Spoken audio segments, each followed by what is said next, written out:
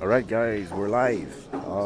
Tonight, it's Steve, Pattern Lipsky versus Tony, the silent assassin Robles. We are at Amsterdam Billiard Club. It's the Straight Pool League. Last week of the regular season. Players are getting ready. We should be starting soon.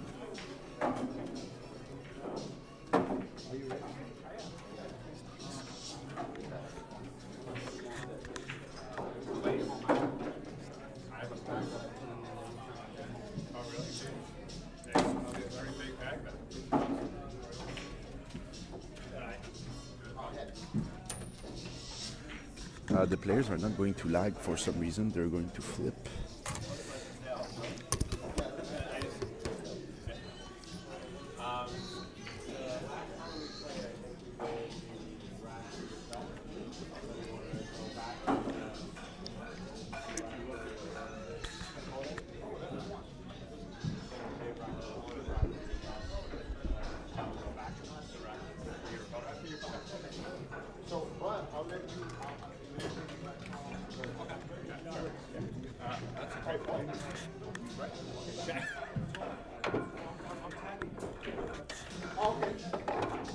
Tony likes to rack your own, so I think this is what they're going to do. Remove the presentation screen. So Tony's racking for himself. He won the lag. No, Steve must have won the lag. The flip, that is. Play well, Tony. Oh, good luck. Thank you. Play well. I think he's saying something else because he says he wants to sign me. He wants us to share.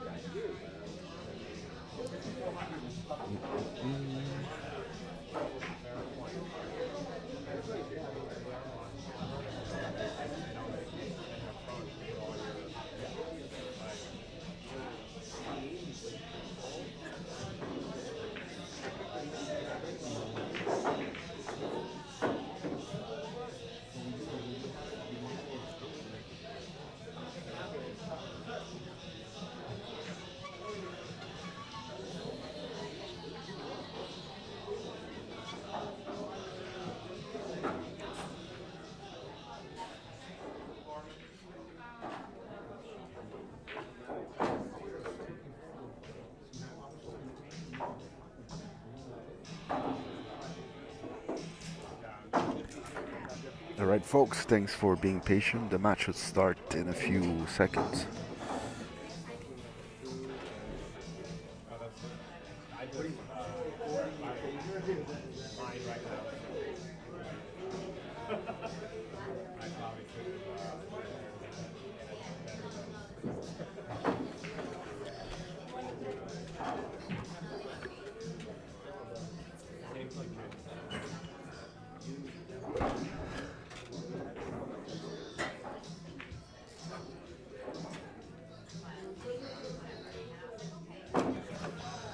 Alright, looks like Tony's ready, and alright, let's start the clock. Okay, so the break in straight pool, a reminder, you have to send the cue ball and two object ball to the rail after the contact. If you fail to do so, it's a breaking fall -2.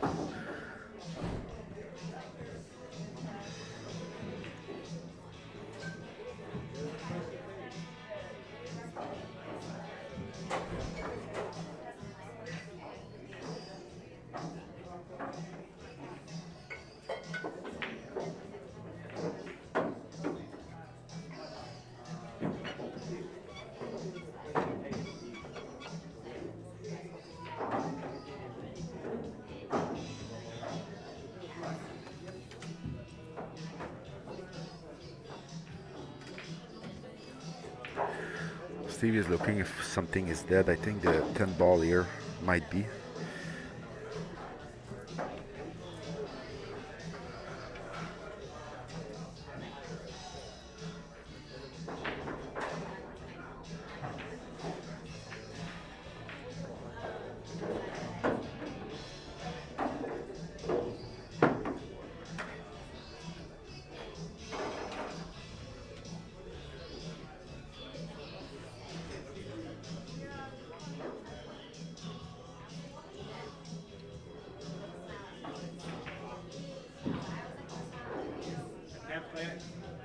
Either one of them, and they're both dead. Oh, you can't play that. I Oh, wow, that's can't crazy. play either one of them, and they're both dead. You mean the 9 and the 10? Wow, that's crazy. Wow.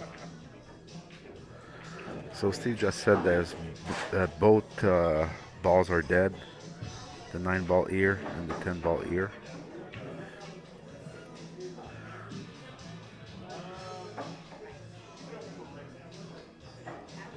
Let's see which one he's gonna try.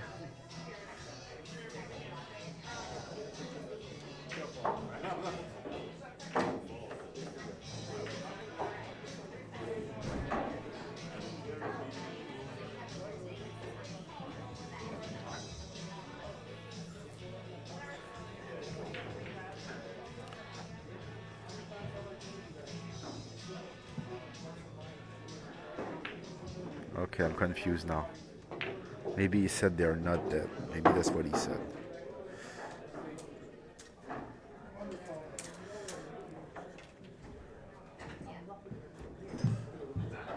Anyway, that was a foul. Steve is going to be on 1. And he also gave the 5, I think, to Tony. So, it's a little confusing what he was trying to do here.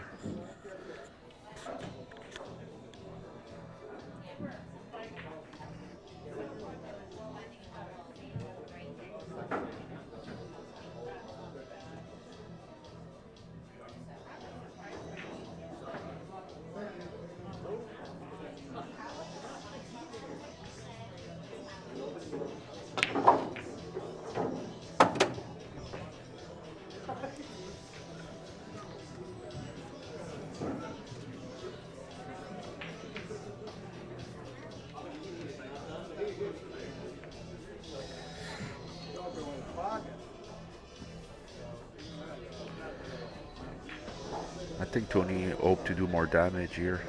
Looks like all he has is the 14 ball here, and no real hope to re-break. He could try to get up the table here to take the 9, but he's gonna be jacked up over the cluster, so it's gonna be difficult. So now he's looking for some dead ball somewhere.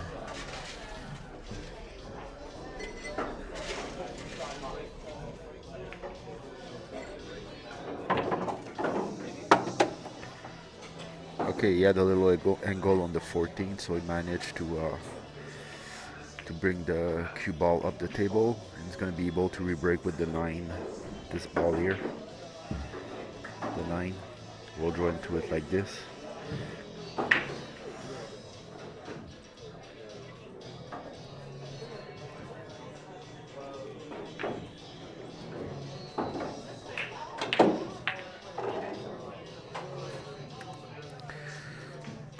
Okay, he went one rail.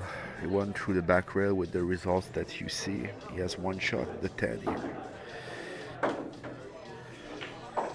So he's still not comfortable. He's still I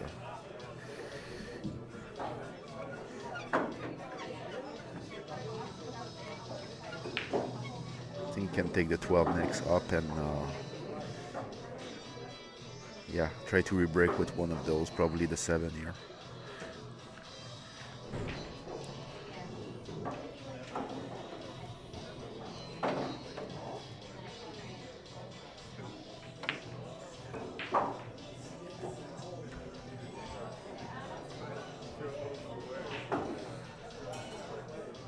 Getting his extension out because he's going to be jacked up over a cluster.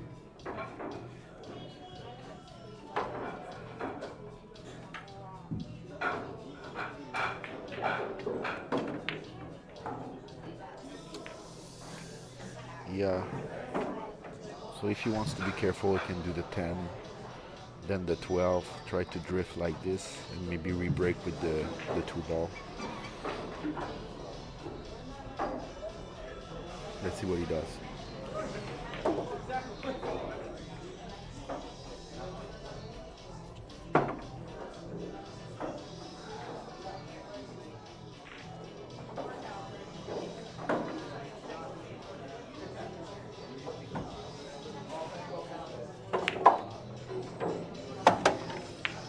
Okay, again, he decided to escape right away instead of taking the 12, like I said. He had a little goal on the 10. I could not see that from where I am. I think he should re-break right away with the 12. No, he's taking this ball here.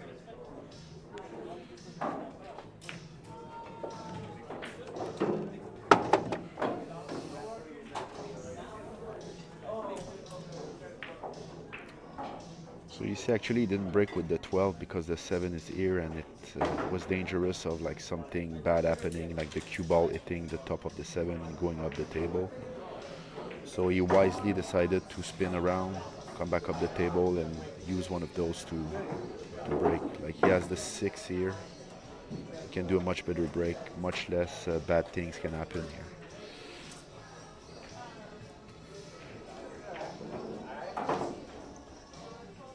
Oh, actually, he's going with the 3 ball. Okay, the hard work is done now.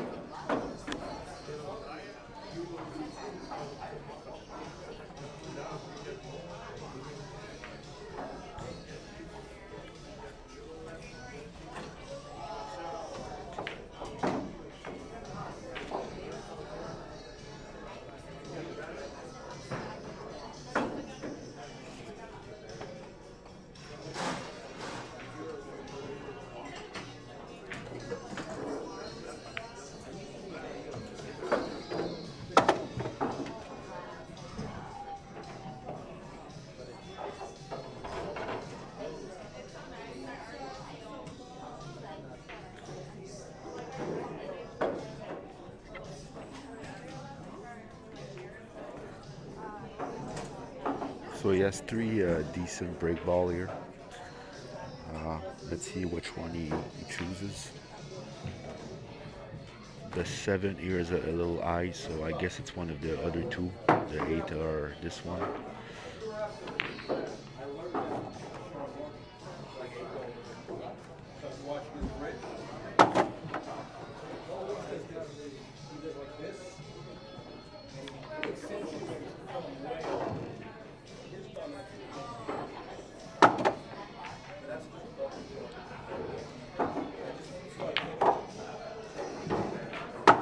Okay, so I guess the brick ball is gonna be the 12 here.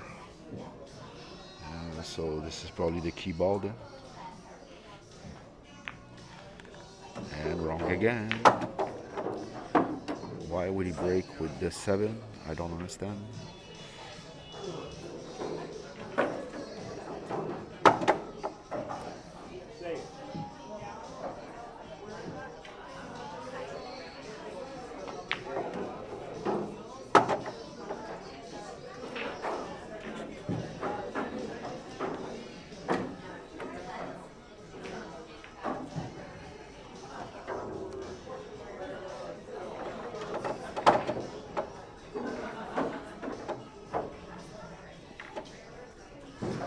So again, if I look at the 7, I mean it's pretty high up the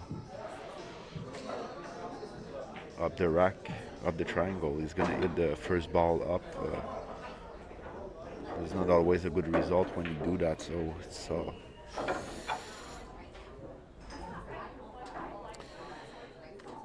maybe the answer is coming.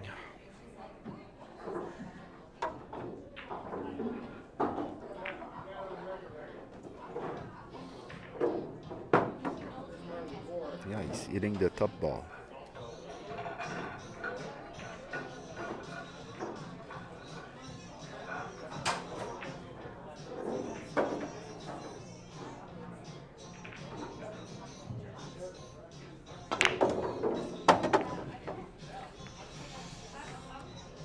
Okay, so that's a very good result. I guess he knew what spin to put on the cue ball so that there is no danger of scratching. He got a very good spread, and the cue ball never threatened to scratch. So, yeah.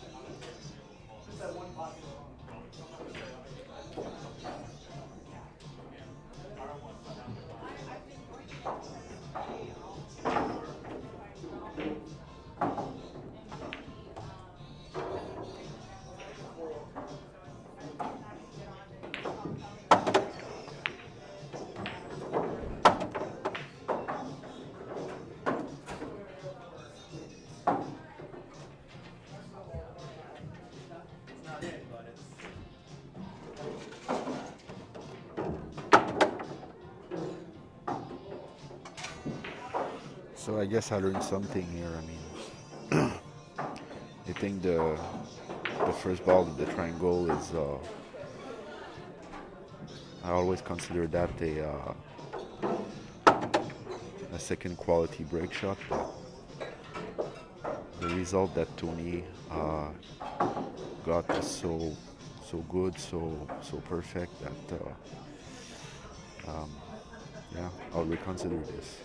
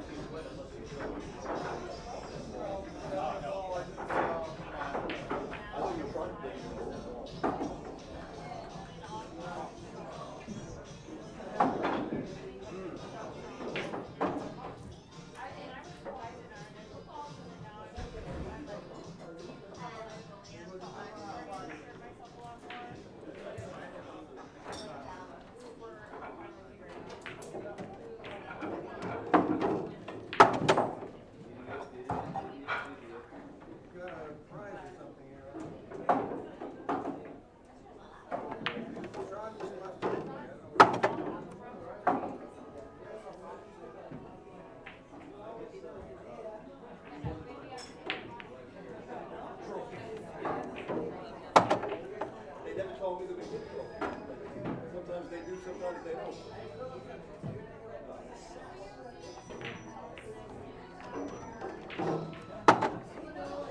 So I think the 4 ball was inside the triangle and he just like put it where he wanted it to be.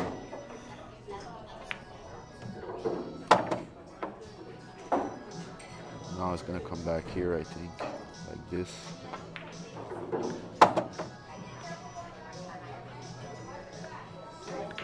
And then of course lead ball and key ball. I'm gonna put the cue ball here.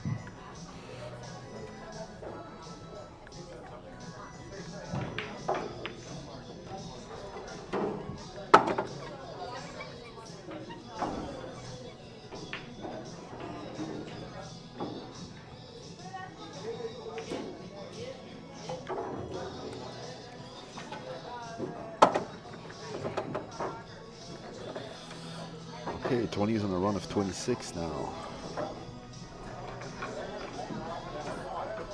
28, sorry. So he hasn't missed yet, so perfect offensive play index 1.0. PPASI, that's point per attempted scoring innings, 28 and going. Yeah.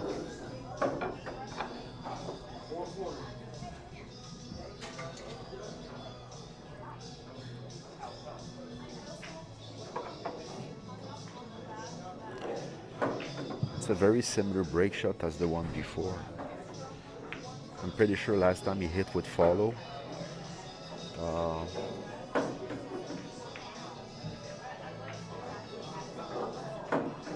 It's probably gonna be the same thing again. It's gonna hit with follow.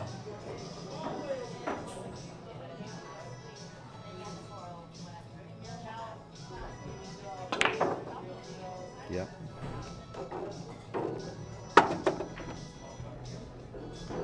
But he missed the ball though.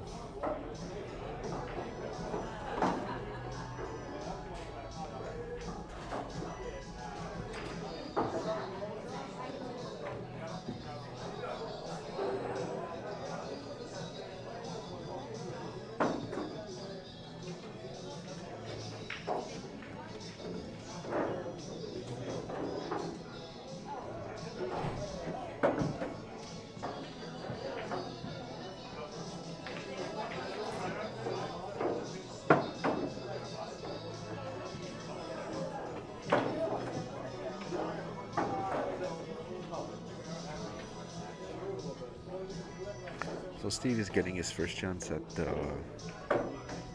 table.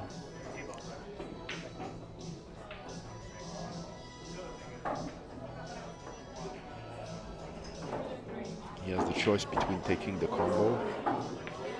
I think he can also take the 15 here. He's going for the combo. There's no easy combo that's missable.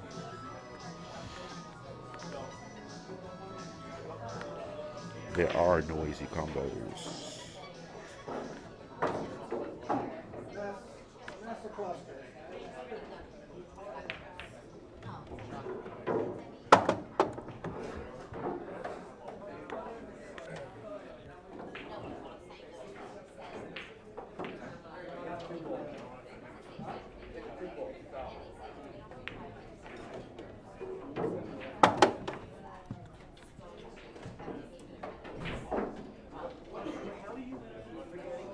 So Steve has 3 distinct problems to fix, here, here, and here. He's gonna fix the first one right now.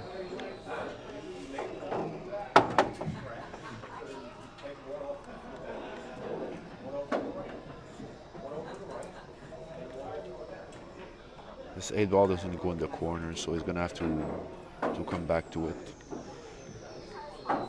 He has a lot of work.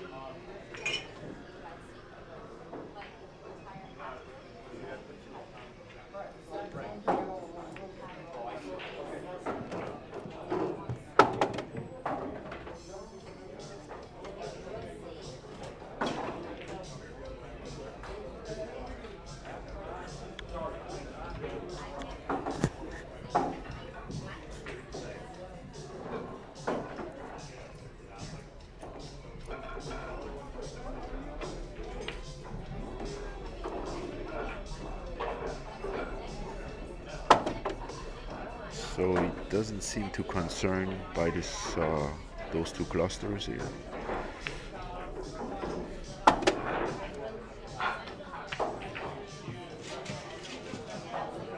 Okay, he's going for the 7. Now he could fix everything in one shot. Just spread all those 3 balls everywhere and hope a new problem doesn't get created. No, he's taking the 14.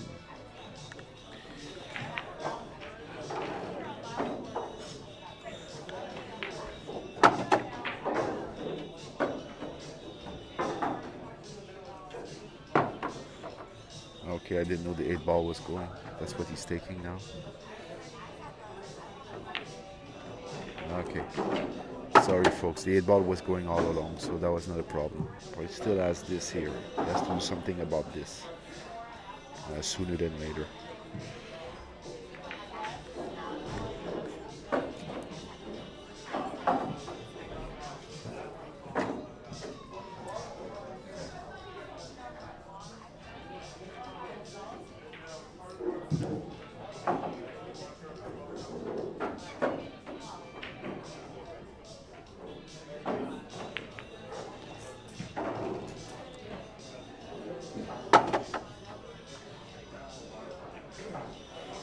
So of course at this point it looks like he's gonna have to use the 7 to fix this problem. But the problem, that's a good break ball.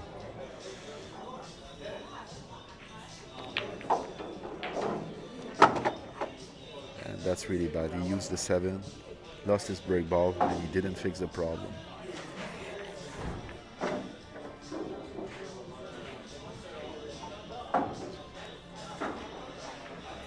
I mean, the fact that he didn't fix the problem is a little unlucky, but he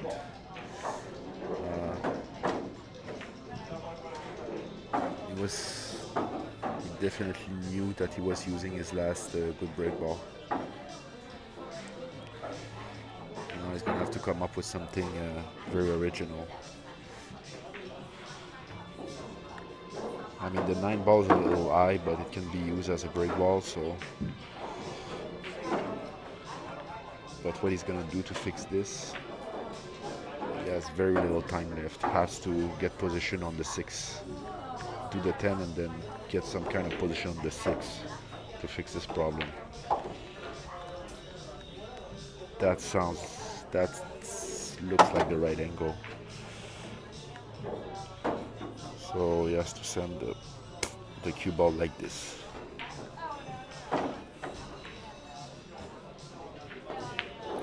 Or 1 rail, of course. And I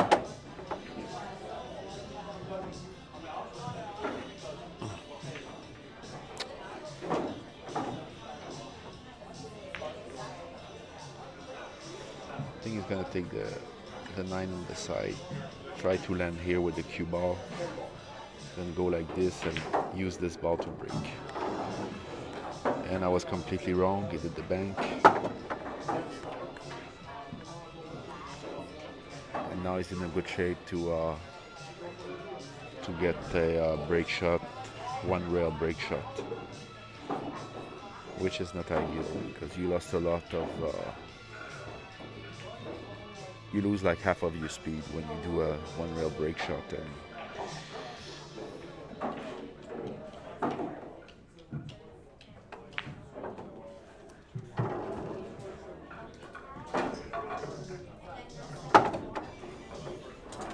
you lose like half of your speed when you do a 1 rail break shot, and very often you don't have a shot after because the cue ball dies on the stack.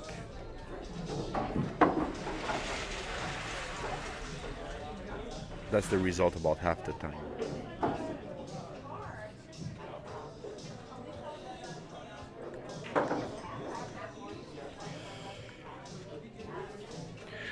Again, maybe we'll learn something here.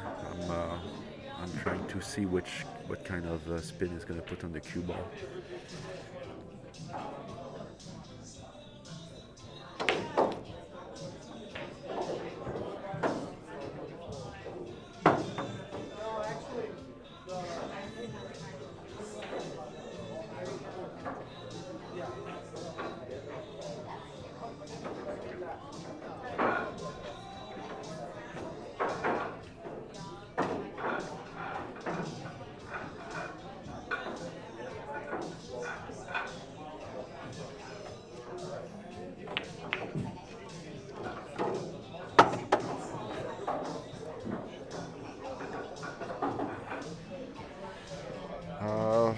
Okay, Steve managed to break, get a shot.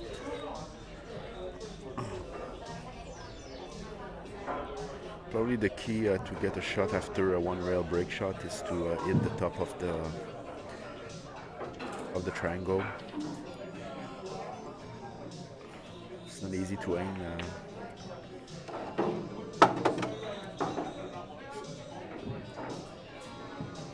It's not easy to aim at a specific place on the triangle when you go one rail.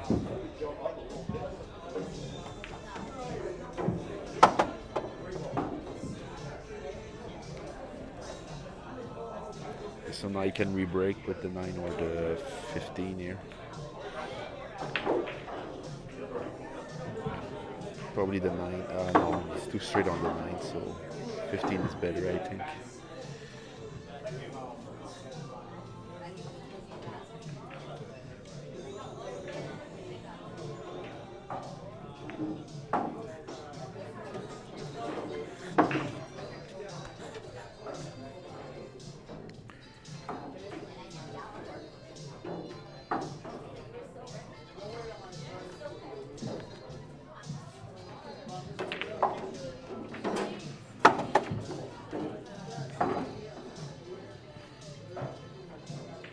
Good job at calculating the position of the cue ball after the hit. Now he has a comfortable shot on the 9 ball.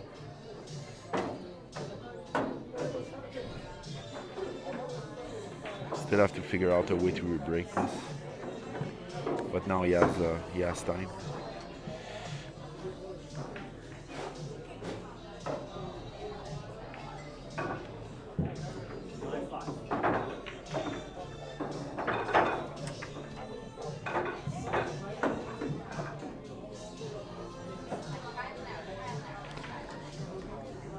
Looks like he's gonna take the 9, leave the cue ball here, and then re-break like this with the cue ball.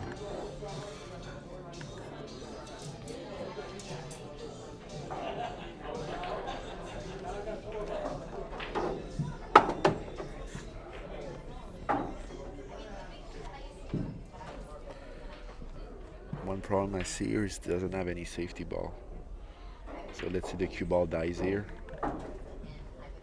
So the cue ball dies here, he could have no shot after.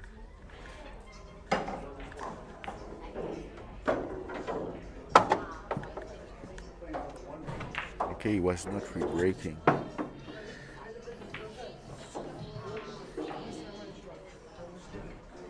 He's looking at the 4 now. So maybe he's gonna try to pick apart this cluster one by one.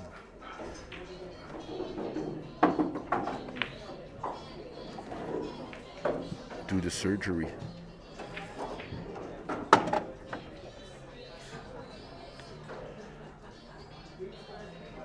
Oh, the 14 is going now. He's going the 14 in this pocket here. This ball here.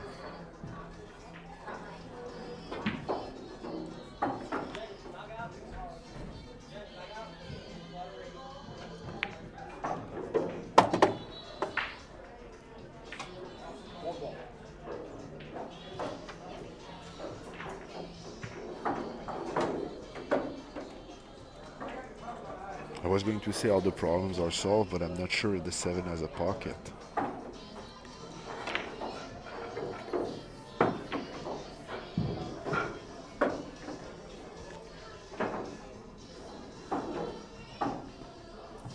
Doesn't go here, doesn't go here. I think he's gonna have to run into this again.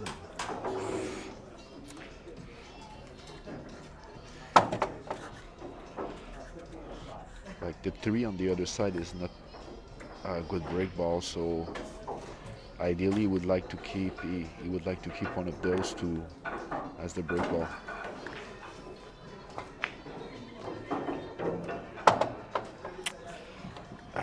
Sure, this is good. I don't think he can take the 12 now. He's gonna lose the 7.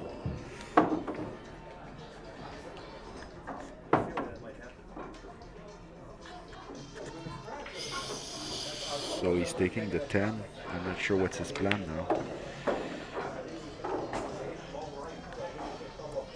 Okay, gets straighter on the 12.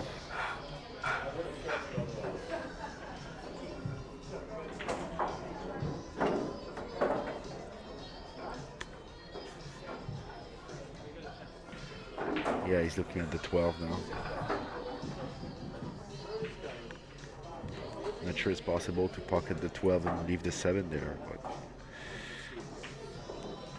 I feel he has to take care of this now. I don't think he can wait.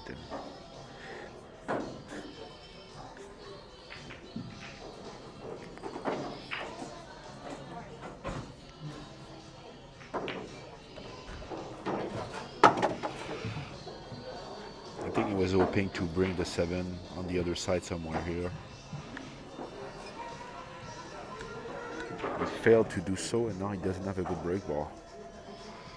You can do a side pocket break shot, like send the 7 here and break with the cue ball like this.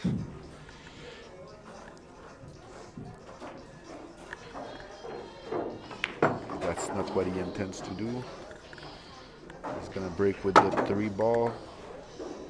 He's gonna have to hold it. At best, he's gonna hit the last ball on the triangle. Well, we'll see.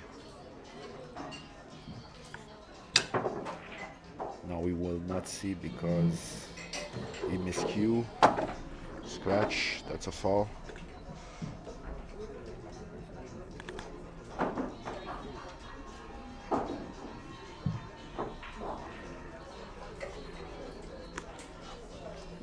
And Tony's gonna have to take the 3 because it's he has to shoot from the kitchen and outside the kitchen. The kitchen is this section of the table here. That's what we call the kitchen.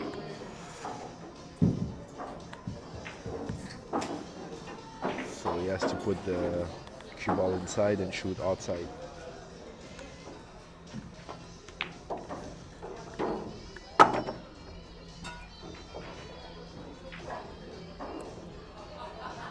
I don't see any way to break.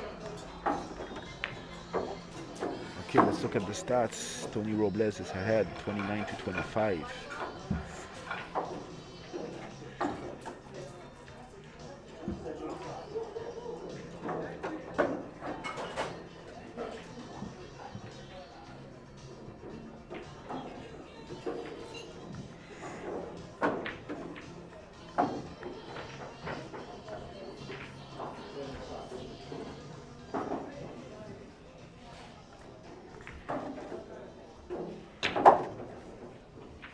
Wow. Was a little unlucky here. He hit like the 3 ball like heads on.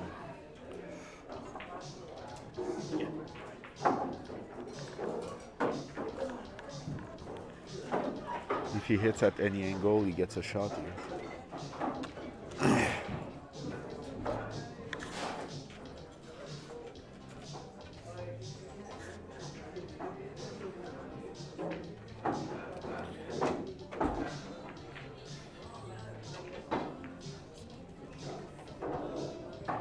I'm not sure Tony remembered that Steve was on a fall, but he could have just touched the cue ball and give back the bad position to Steve.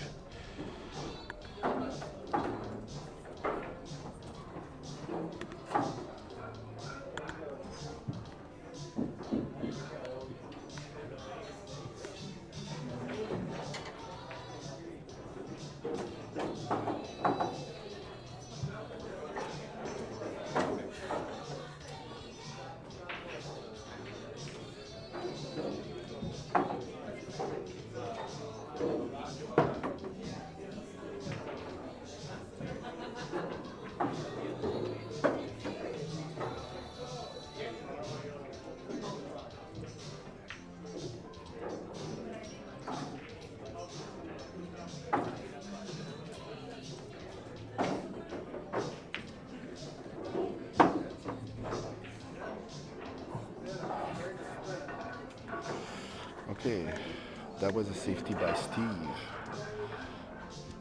This combo is not on, this is not dead. I don't think Tony has anything, so he has to feather the 15, I guess.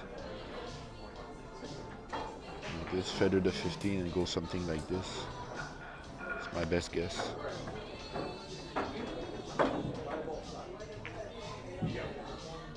Caught it a little thick, but got away with it.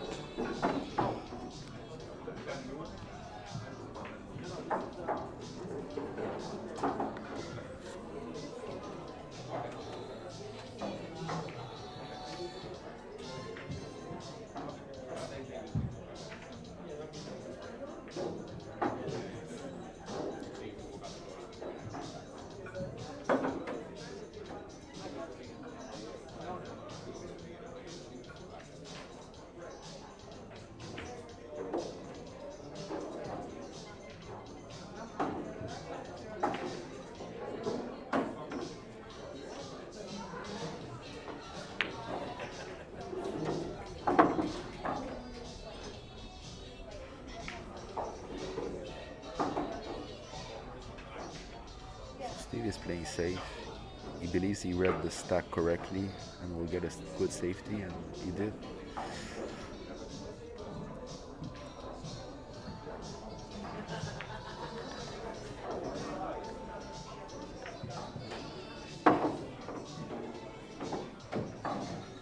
So now Steve is rewarded by having Tony play this difficult shot. It's not easy to play safe and avoid leaving a shot on the 11 or one of those two balls. So that was a very high quality save by Steve right there.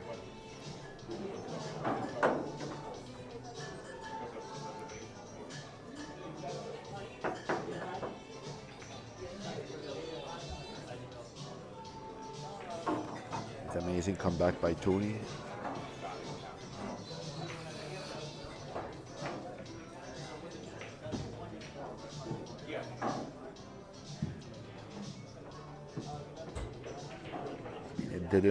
It doesn't, I'm not taking back anything about I said about Steve's safety. It was extremely good safety. It's just Tony came back with a very precise shot. I mean, if he's wrong just a little, like the cue ball rolls off the 3 ball and lands somewhere here, and Steve has a shot on the 11.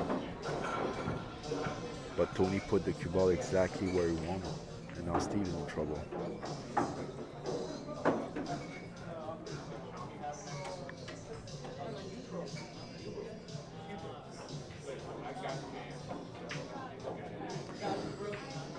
So Steve has been thinking for 1 minute. It's because it's those safety battles at this level, they are super important.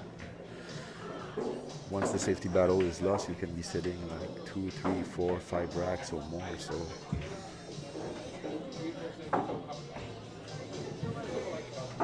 at the mid-amateur level, you lose a safety battle, you go sit down for 6, 7 balls maybe.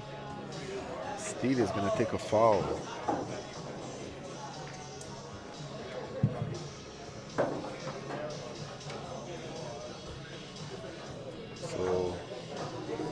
What Steve is saying here is that he would rather take a 15-point penalty than give control to Tony.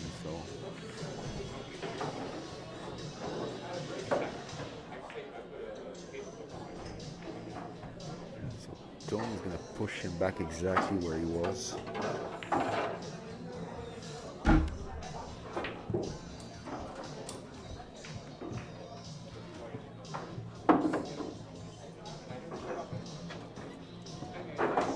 Both players are 1 foul here. You can see it here.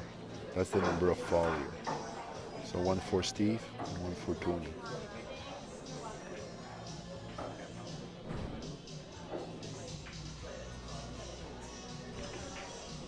Well, so Tony didn't put the cue ball exactly where it was, and Steve was able to figure out the save.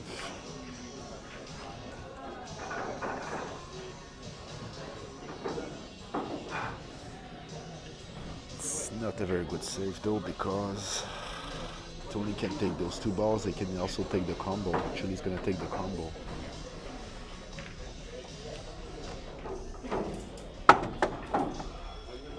what Steve wanted to do is to be frozen on the one ball. So if he was frozen on the one ball, the combo would probably not be on, and he would be hiding from those two balls here.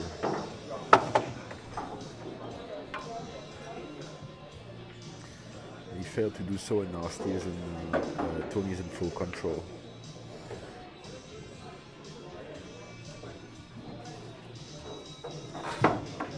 Actually, there's a little struggle here. He doesn't have full control.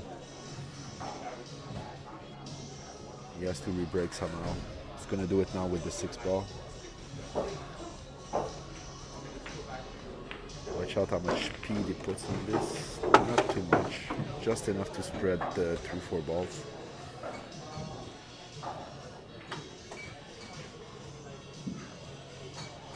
And now it's wide open.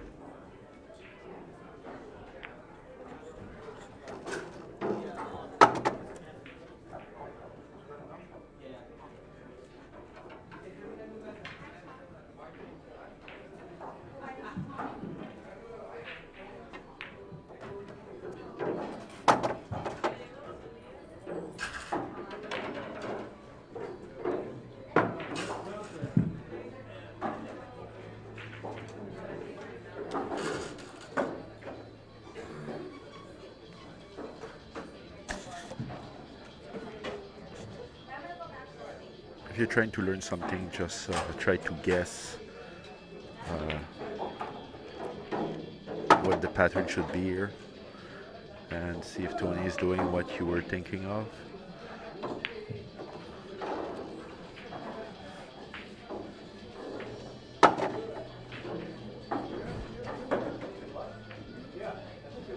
I think the 9 ball is going to be the key ball, the 9 ball at the top.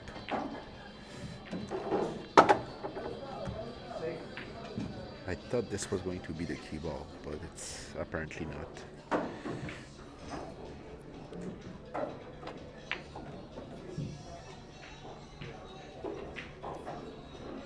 Wow, he's gonna stop on the 7 and then do this, leave the cue ball here.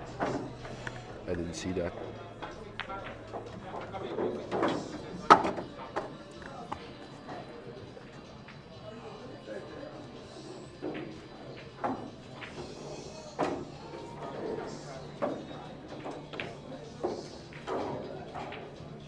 Boom. That's a power break shot right there. The score is 42-24 for Tony. Offensive play index 897 for Tony. Anything above 900 is top pro level.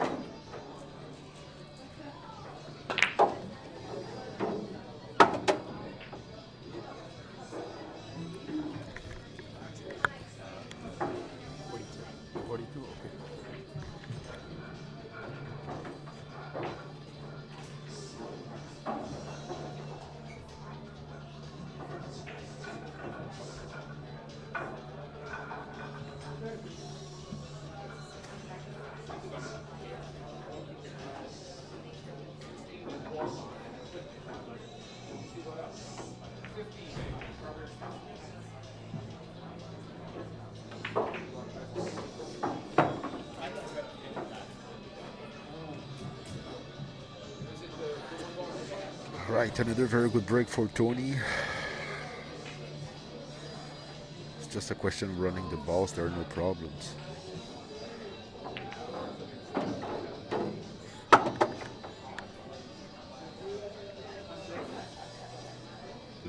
The 10 ball here is a totally decent break ball. He has many key balls.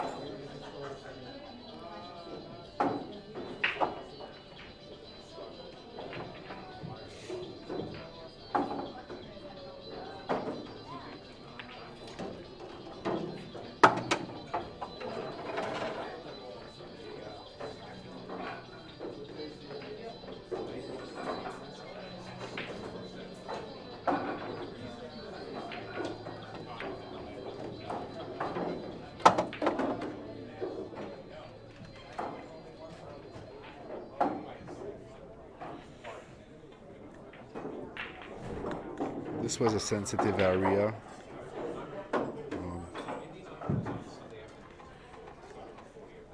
I think he wants to clean all 3 balls like on one shot. His angle on the 12 is not good though, so he's gonna have to come back to do the 3.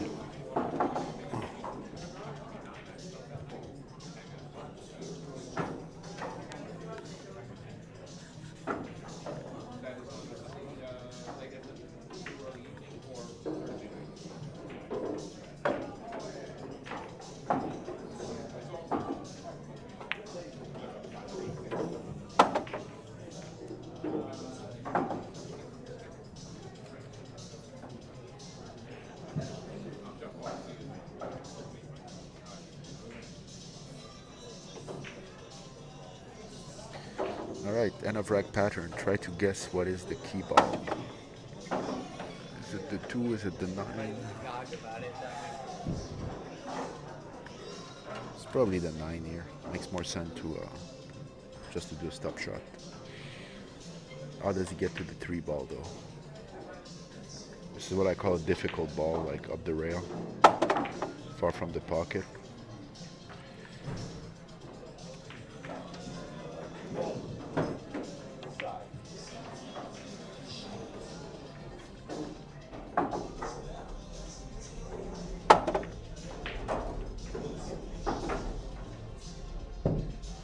Funny, I would take the 3 ball now. Okay.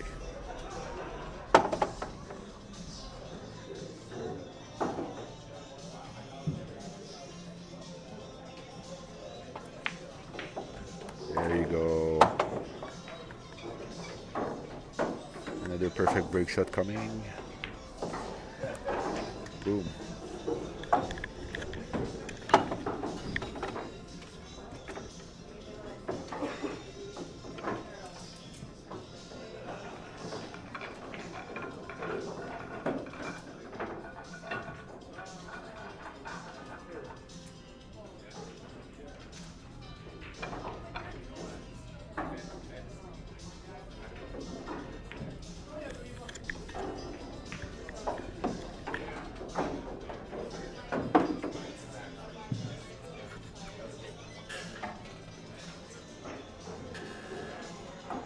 So Ayrton has a good angle. He's gonna hit the second ball of the triangle from the top. So it's the best ball to hit.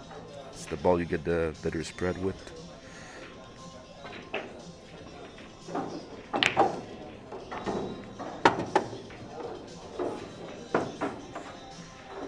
He put a funny spin on the cue ball to, I think it's to make sure to avoid the scratch.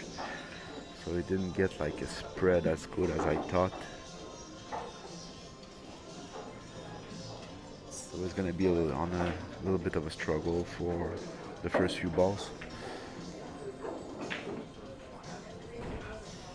So he has the 2 right now. He can maybe re-break right away with the 4.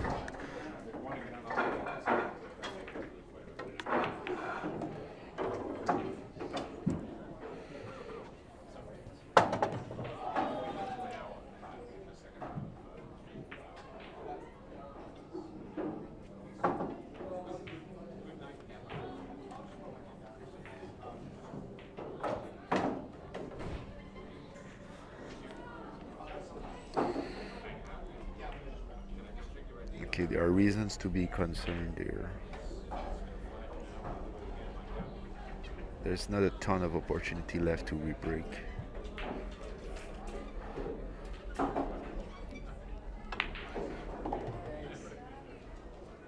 Wow, how about that? A perfect angle, and I expect him to re-break now. I wouldn't wait.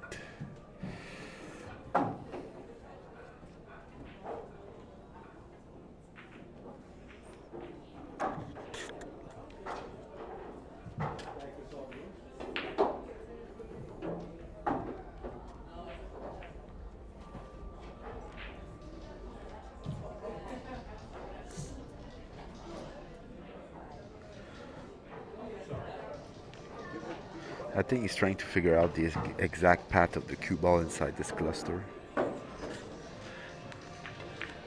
Like what, something like this, cue ball, boom, boom, boom, boom.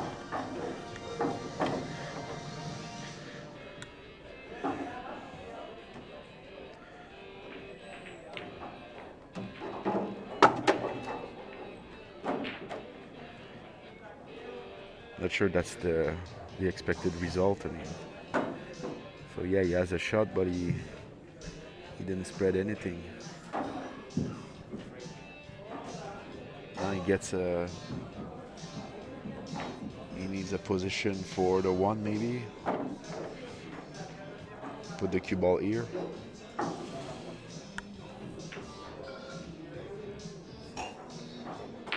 So 4 ball into this rack, he's still struggling because he didn't get a good spread on the break.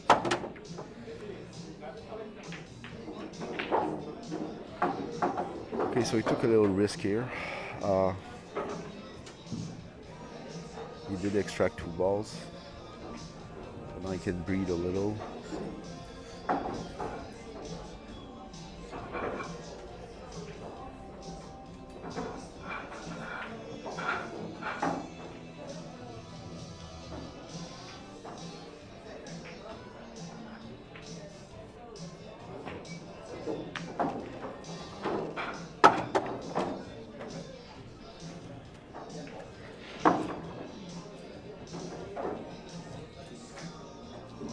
Okay. I mean, you can do the 15 in the side. The 4 definitely goes here. So he has a few options. But he's still struggling.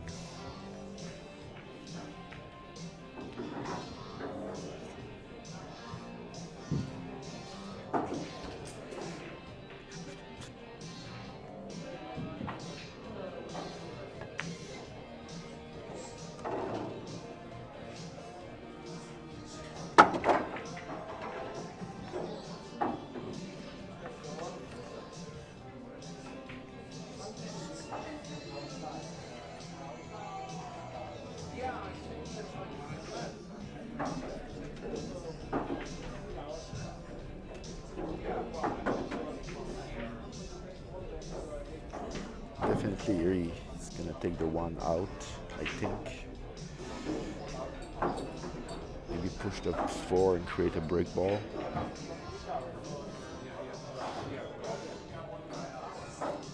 And then after maybe take the 8 from here.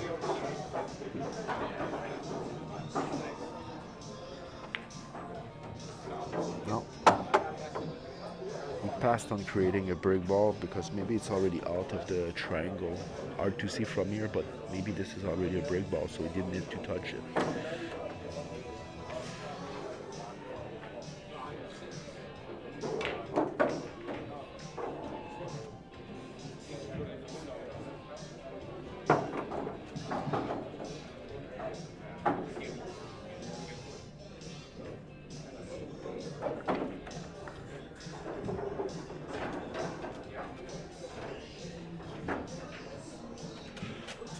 So I just had a look and I can tell you that the 4 ball is definitely inside the triangle.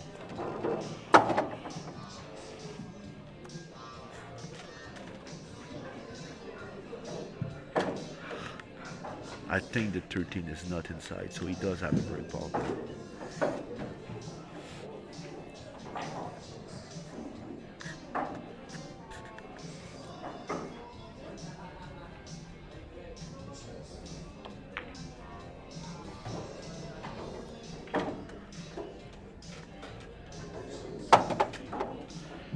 Yeah, the 13, that's his break ball there.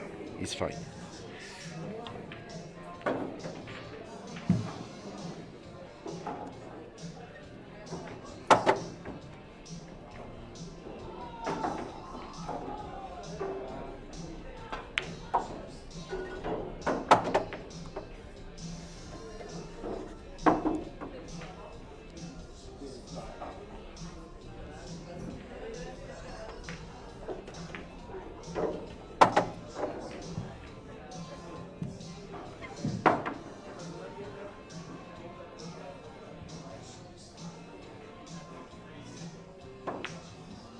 Ouch.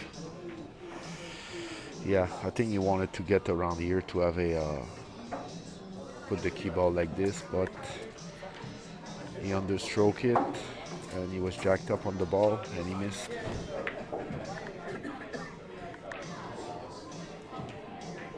That was a really nice run of 40 by Tony. Too bad it had to end like that. Now Steve is going to get a chance. The work is already done. He's going to get his break shot. He's going to be able to continue.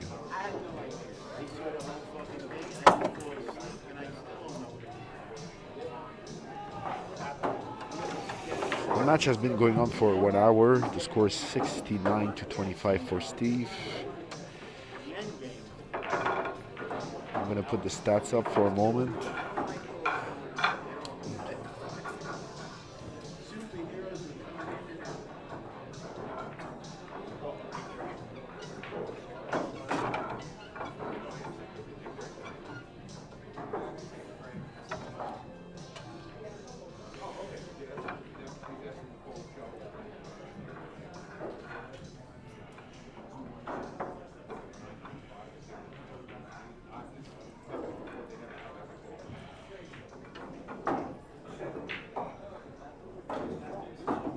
That's fine, yeah. And if the same.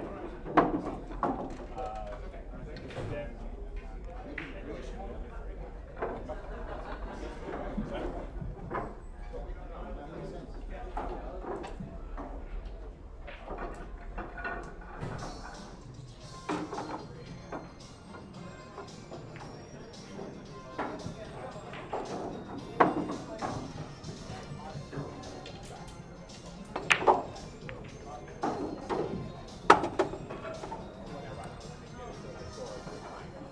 Okay, good break shot by Steve.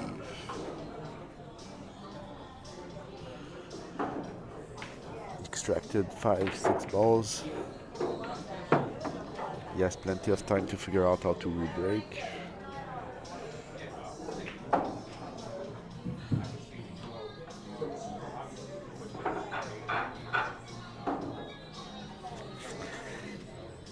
Let's look how many misses we have so far. That's 2 misses by Tony. I remember he missed the break shot and he missed on the key ball just now. Steve only have 1 miss. The other time he lost control was during a safety battle, so that doesn't count as a miss.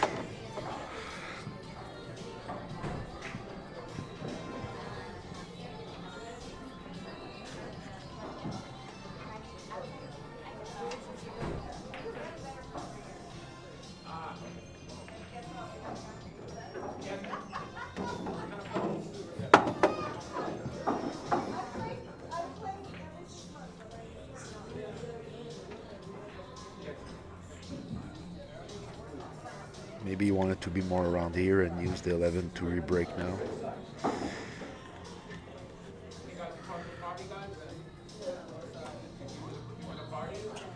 Don't see any reason why he would have wanted to take the 11 now.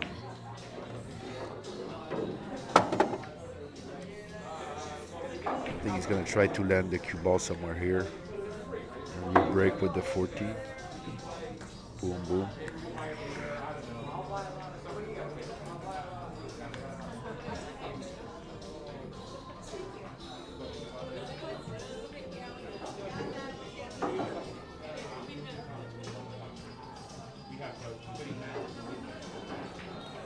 Sorry, that's not the 14, that's the 10 here.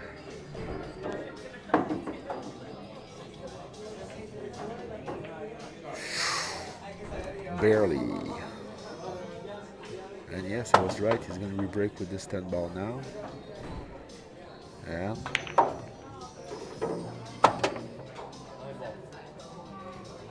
Okay. Still a little problem here, but he has time. Should be fine.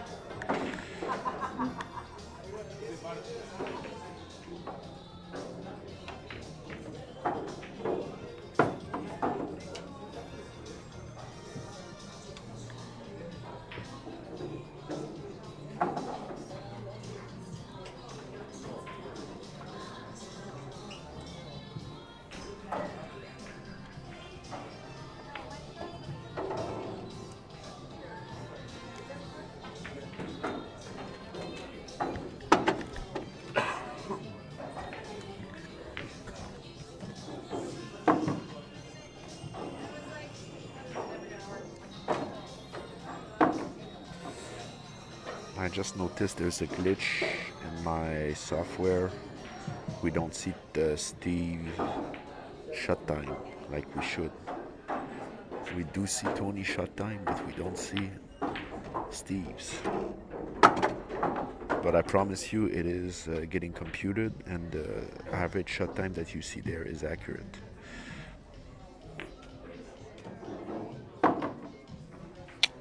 Let's see how Steve is going to attack this problem here. He could take out the 8 ball, then this 15 next, and practice the surgery. That's one option.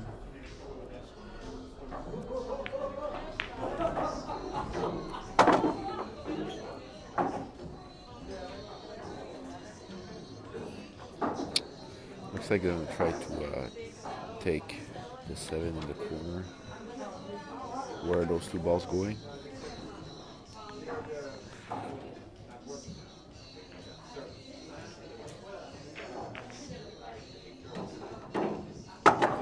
Okay, the 1 mile is now a very good break shot. I think it's better than this. And this 15 can be used as a key ball. So it looks like he created both his break ball and his key ball on this shot.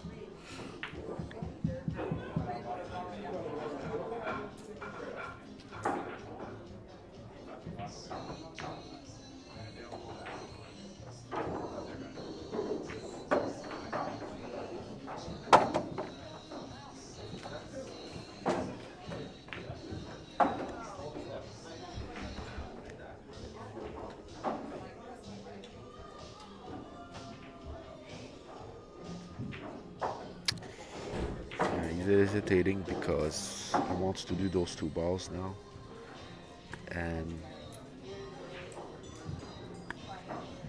the position is not natural, like no matter which one he takes first.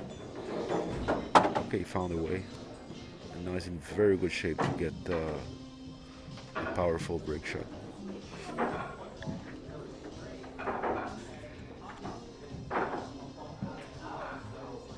If he hasn't gone on the right side, maybe he's completely straight on the 5 ball. That's why he's thinking. Oh, I think he has a little bit of angle on the wrong side. If the cue ball was just here, it would be like very easy to just drift like this, but the angle is on the wrong side.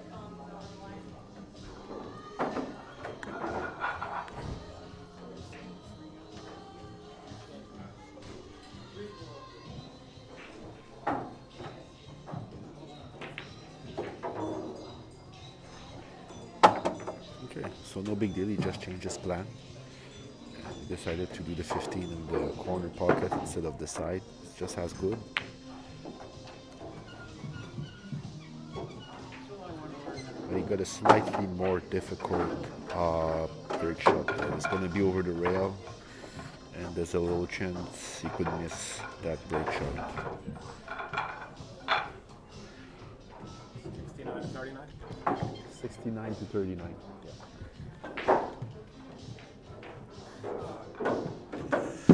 So Steve just confirmed with me that my score was right. It is right. And let's say it was not right, I would fix my score to match his score. The official score is the beads, it's not my score.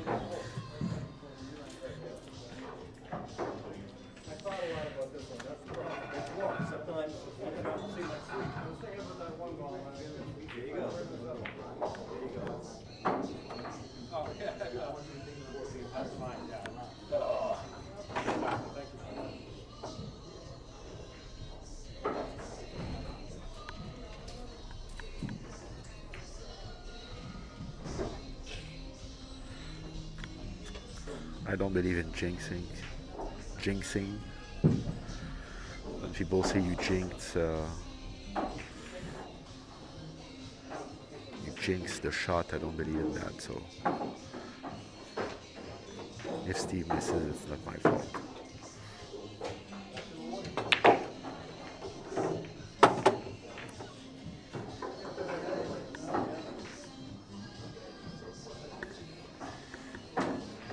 Okay, so Steve is currently on a run of 16. Looks like it's going to continue for a while. We didn't get a good spread here, but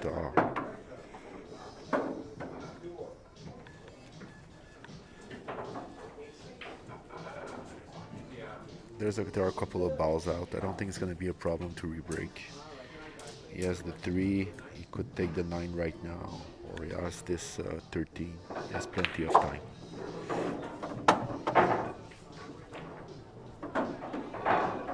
So I think he's going to take the 3 now. That's what he should do, I think.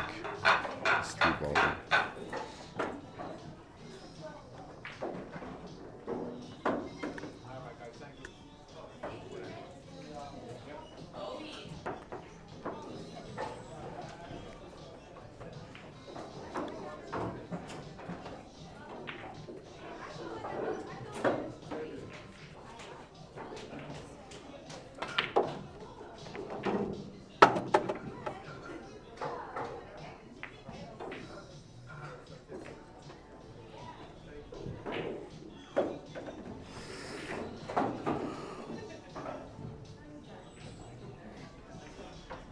He probably wish he had made more damage to the cluster, but still he has plenty of time.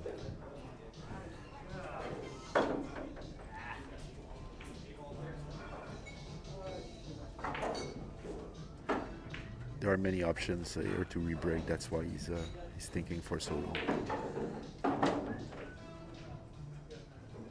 He's trying to select the best one, the best way to re-break.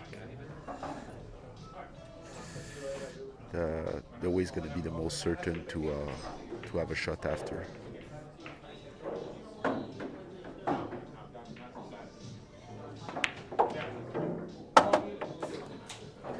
And he chooses a 1 rail. A little surprise here. When you go one rail, usually it's a little hard to predict, but and actually he's kind of hooked right now. Easy. No, the 15 is on, that's fine. But as you see, it could be, was not, he came very close from being hooked here.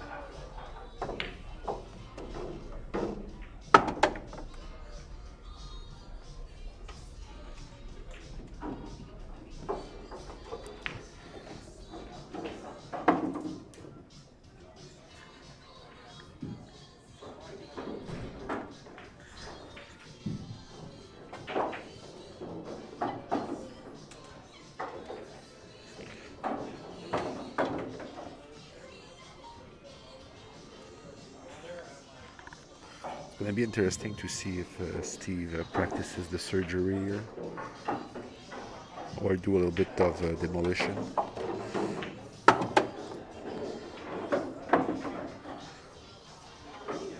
There's a lot of obstruction here. I know I would run into this. I wouldn't try myself at being perfect.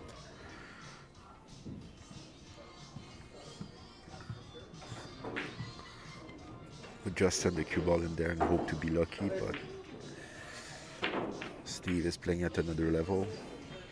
Don't be too surprised if he manages to do all these balls without the cue ball running into anything.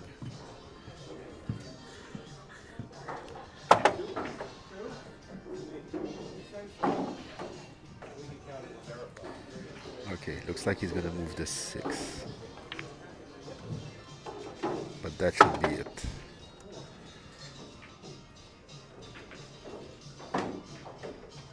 So yeah, he moved one ball. He ran into one ball that needed to be moved.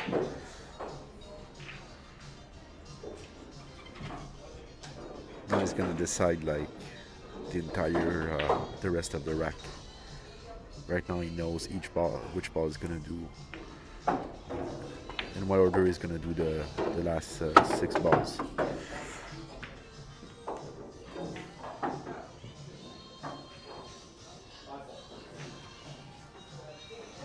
I think the best key ball is a 6. More and more I'm using balls off the table as key balls.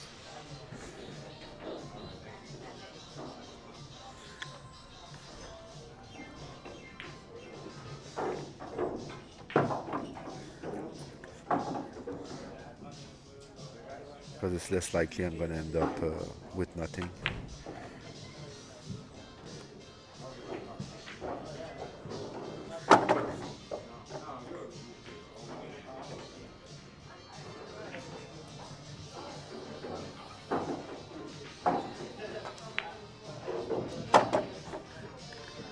Okay, looks like Steve is perfect on the skee ball. He's going to get another very good break shot. Well, actually, it's a little weak. I mean, it doesn't have a ton of angle here.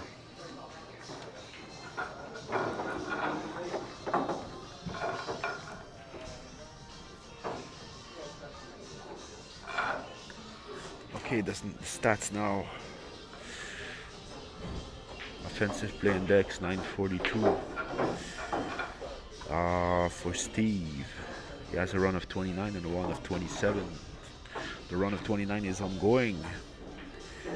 As for Tony, he has a run of 40 and a run of 28.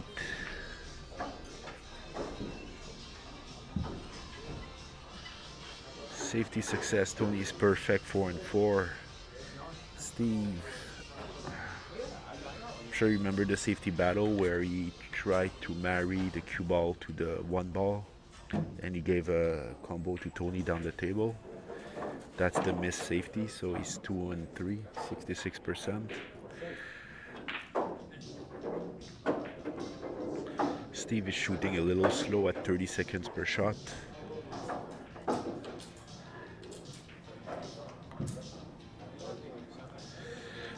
Looks like Steve took a bathroom break. Should be back in a few seconds.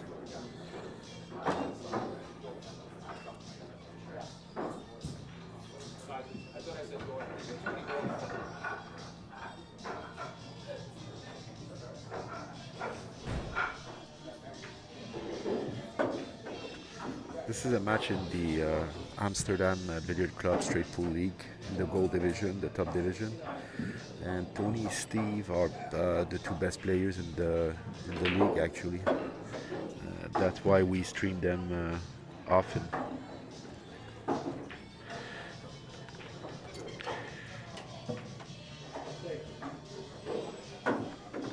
Steve is on a run of 29 right now.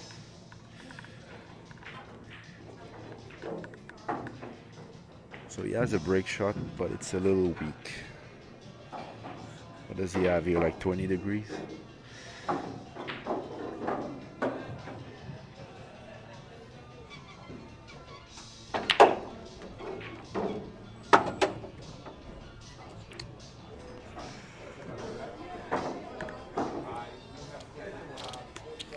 Okay, so he managed to extract a couple of balls. I don't think he can do either of these balls. They're too close to each other. And if he doesn't spot something inside the cluster somewhere, the 14 is going to be his only option.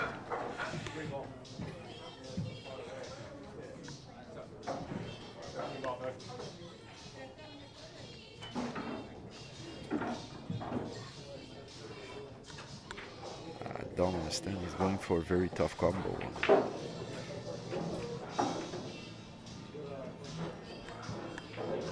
I think he could take the 14 and then reevaluate after, or maybe try to re-break with while making this one ball. Looks like he's going for that like tough combo here.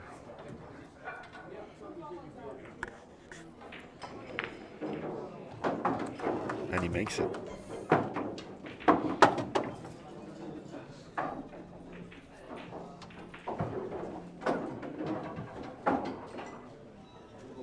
Probably didn't like his options if he did the 14.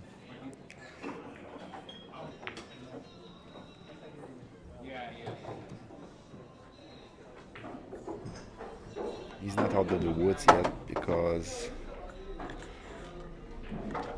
actually this ball goes here, so he can reuse it to re-break. He could even do it now.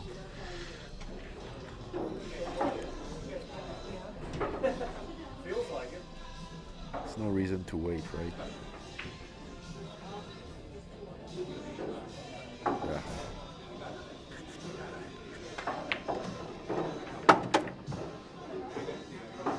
I think it would have been better like to take the 12 and break this now. Now he has to take the 12. He has to land at a good spot to re-break.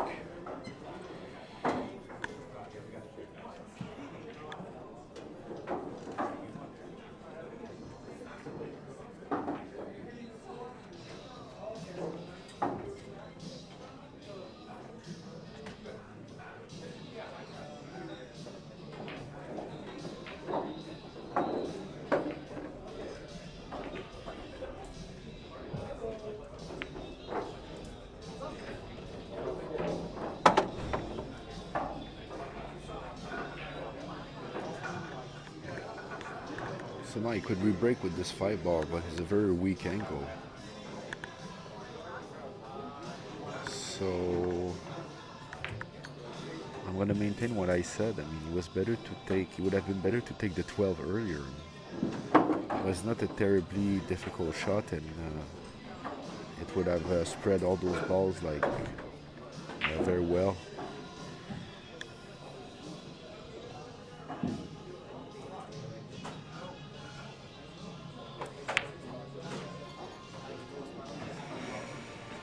And Steve Ronds is going to end up at 34.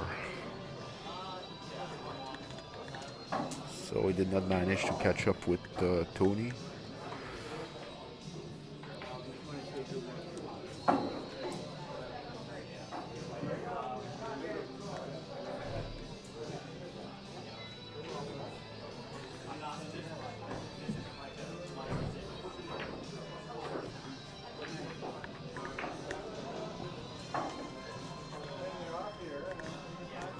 Yeah, so Tony's still 11 ahead.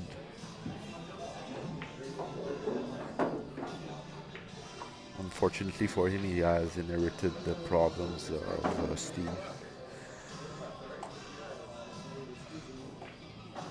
By problems, I mean he has a cluster to break in the middle. And right now he doesn't have an obvious... He has the 4, but that... I mean, can he create damage with that 4? He didn't even try to.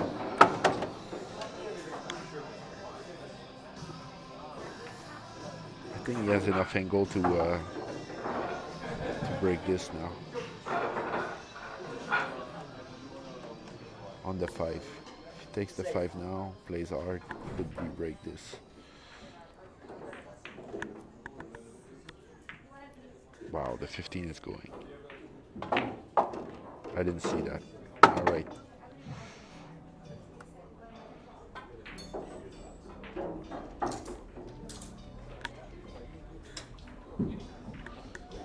This is not a good break shot.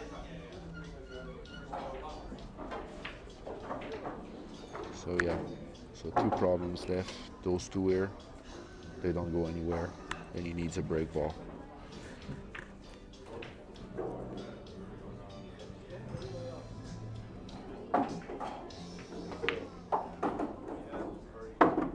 And also, he doesn't have a good shot now.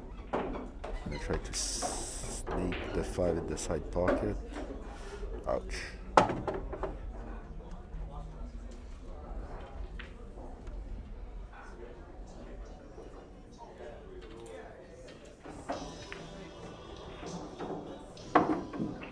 So you can see now Tony is desperate to fix this problem down the table.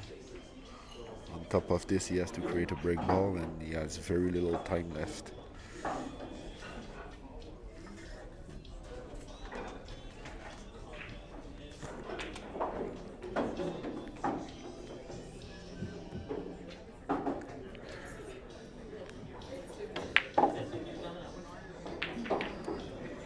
Okay, he's gonna try to do it now with a follow, I guess.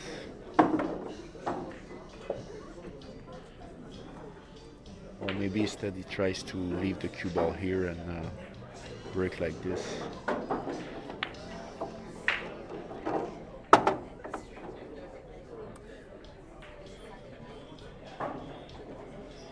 Ah, that's not the right angle. I think his best option is to pocket the 11 here and send the 2 ball here to break the cluster. Yep. So now he has a break ball, but what is his next shot?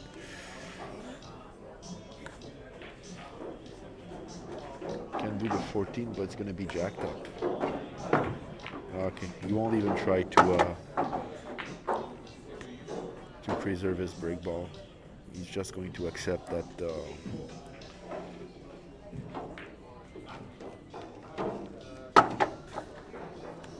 it's going to be a low percentage break if he even tries it. Try to break with the 14 up the table. Okay.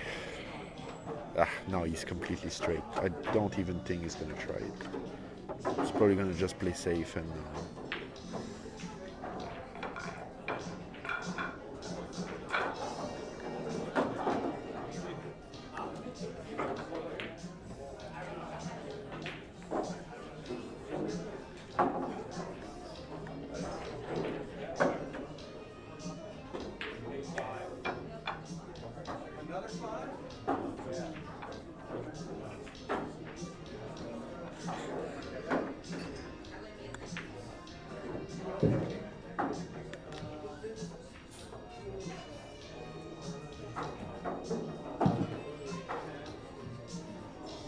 I didn't hear him say safe, so maybe he's going for it. Yep. Oh, so unlucky.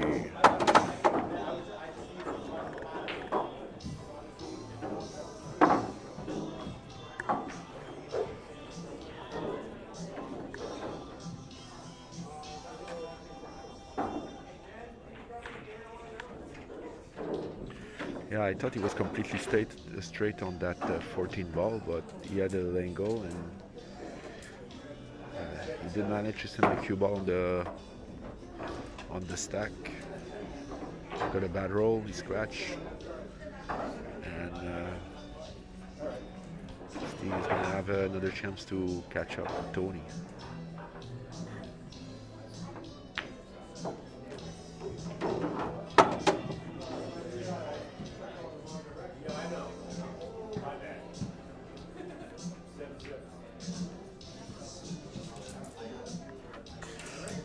Not sure what is his plan to re-break here. Depends if this 5 ball goes in the corner here.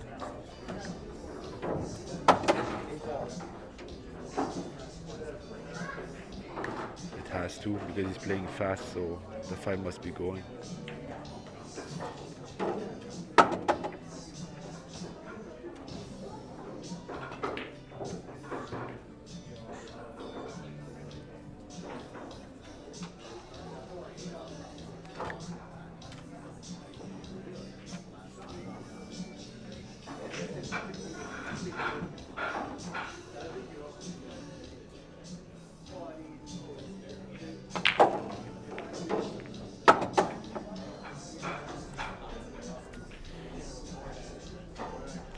So Steve was hoping to fix all his problems with that shot, but a new cluster reformed down the table here. Sometimes happen. So he still has a little work to do. I think he can easily re-break by doing the 7 in that pocket and breaking those balls.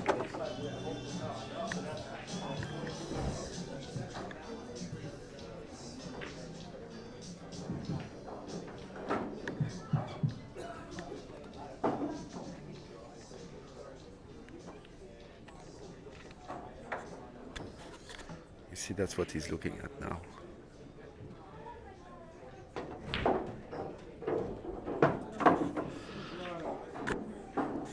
He's thinking whether he should do it now. Use the 7 to break this cluster.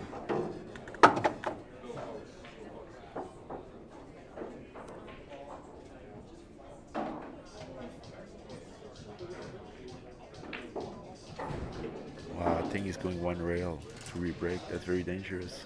Good scratch here. Yeah. I'm fairly certain that this is what this is what made him change his mind. I think he should take the 15 now. No, that's his break ball. He wants to keep it. Yeah, he should take it anyway, yeah. No.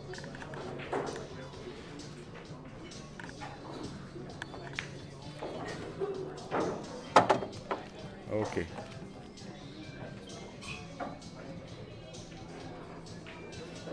Still a little bit of obstruction though. He's not out the... Still has a little work to be done. Take the 8 now. Maybe this 4 next. There's not much wiggle room.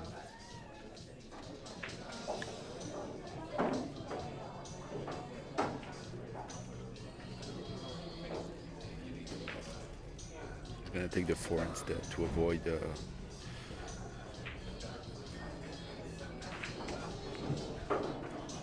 you see, he took the 4 and he used the 14 to stop the cue ball. I mean, there was a little danger there, like he could have tied up those 2 balls together and have more work to do, but things went his way and now he's out.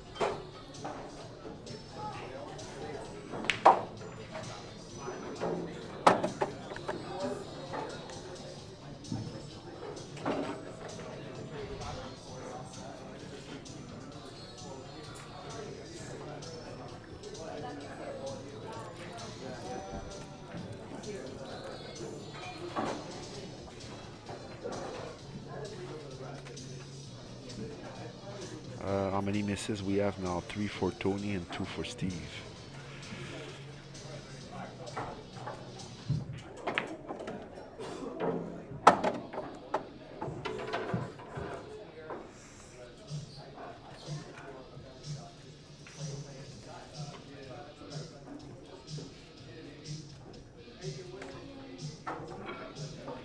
Offensive play index 913 for Steve, 867 for Tony.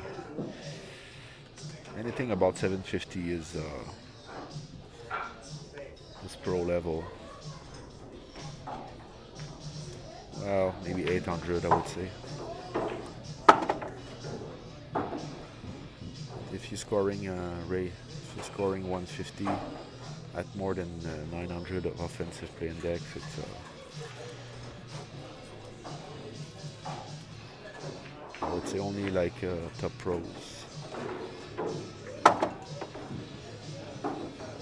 score more than 900. Tony did it a couple of times on this stream, at least one time that I remember.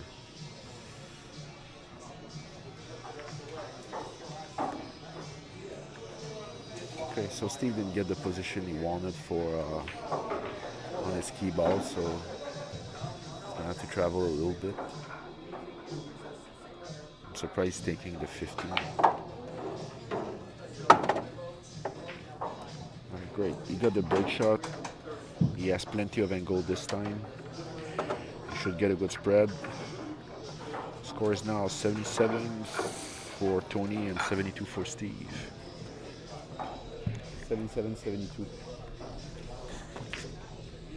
So Steve has pretty much caught up with Tony. He's at the table, so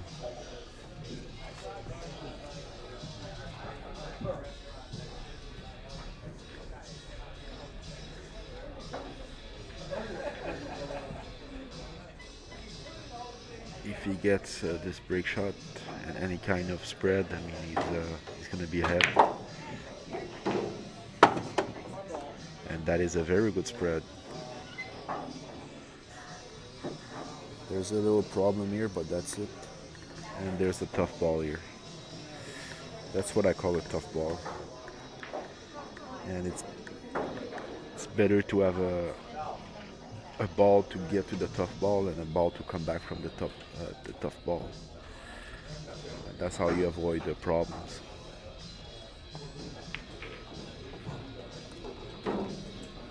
And he doesn't have many. It would be nice if there was like a ball here so that he can easily get the cue ball here and make sure he makes the 10.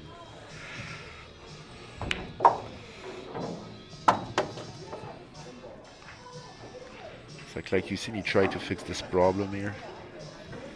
He barely missed it.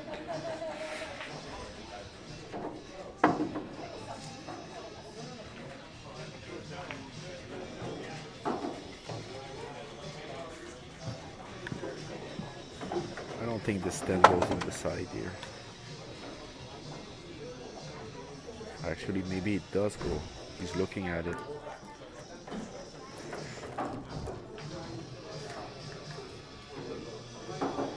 But I can promise you the two things he has in mind right now is this problem here and this 10 ball. All the rest is child's play.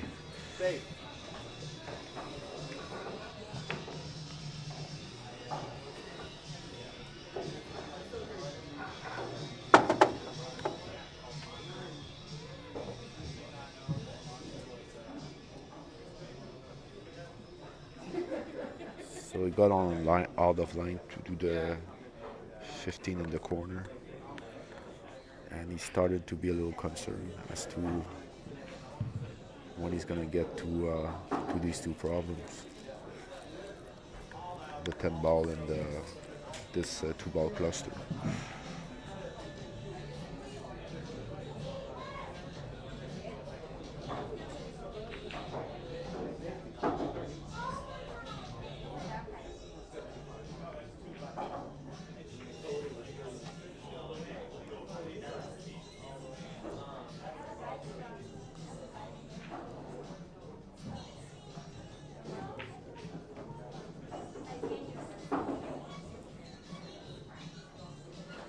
Actually, his main concern right now is the next ball. The 15 is pretty.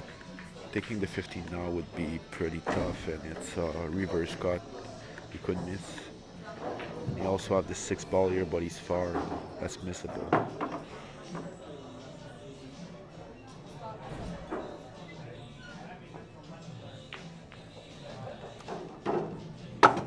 Okay.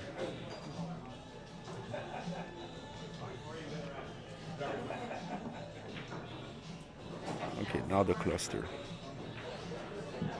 Has to find a way to get to this quickly.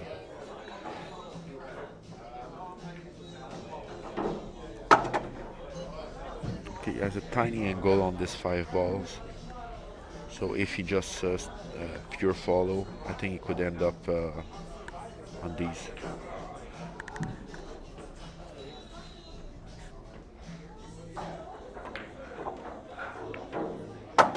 Yep. now he has a good ball to get to the 10 ball, so he kind of fix both problems at the same time.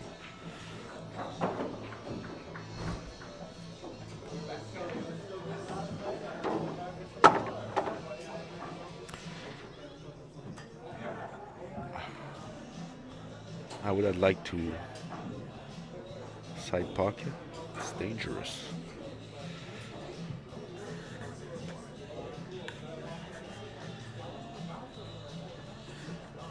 I mean, I would have liked to see him use this 12 ball, like leave the cue ball here and push the cue ball here and do the 10 in the corner pocket. But for some reason, looks like he wants to do this 10 ball in the side pocket, and I don't understand why.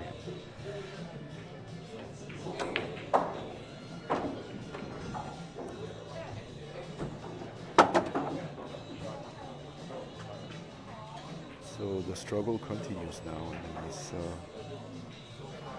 he's going for it in the side pocket.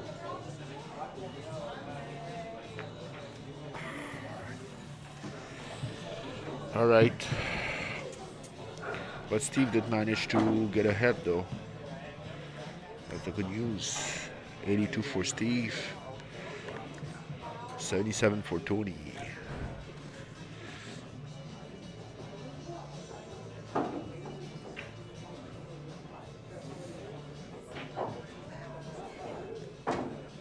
So the match is very close right now, as expected. Who is the best between Tony and Steve? I guess on paper you would have to say Tony because he has some very good straight pool tournament result recently. Don't think Steve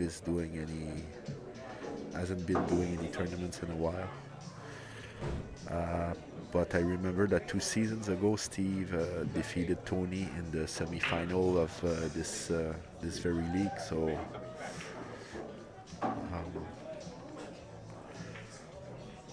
yeah. So I guess we'll just say they are exactly even.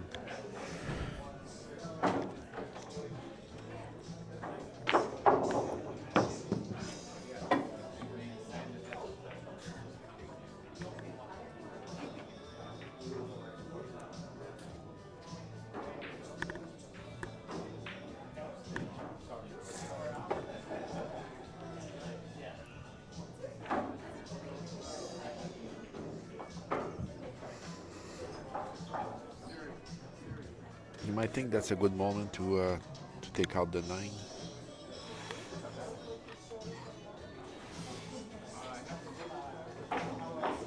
He's gonna have to move the 2, so it means the break ball is gonna be this 12 ball here.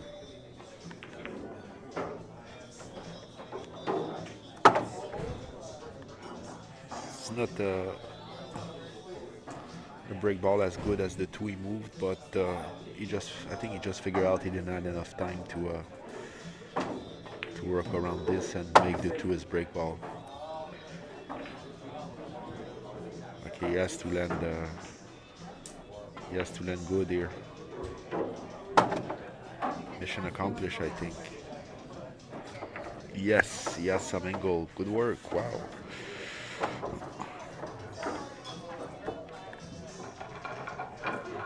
Okay, this is dead even now. 82 for Steve, 81 for Tony.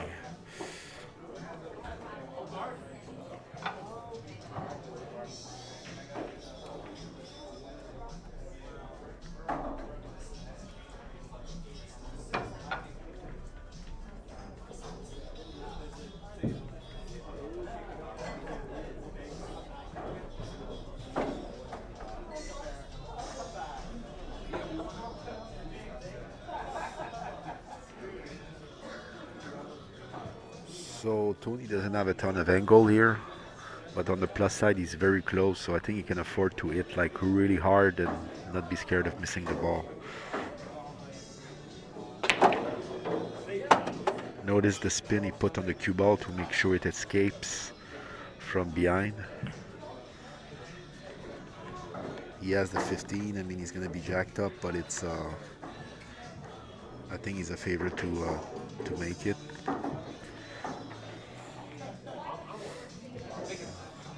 I'm not saying it's not missable, but Definitely, I expect him to pocket that.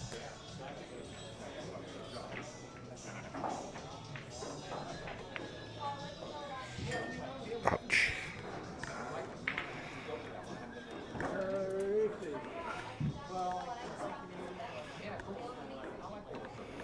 All right.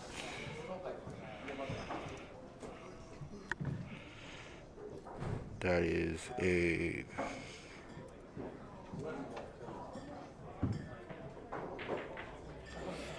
That's an incredible opportunity for Steve. Just 2 balls ago he missed.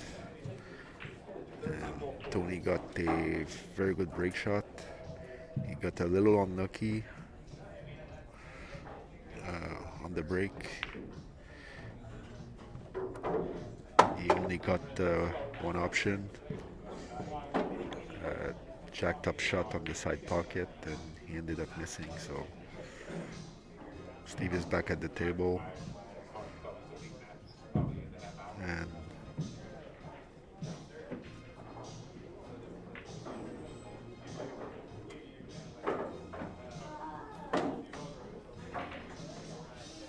no big problem right now. So it's a very good opportunity to pull ahead. I mean,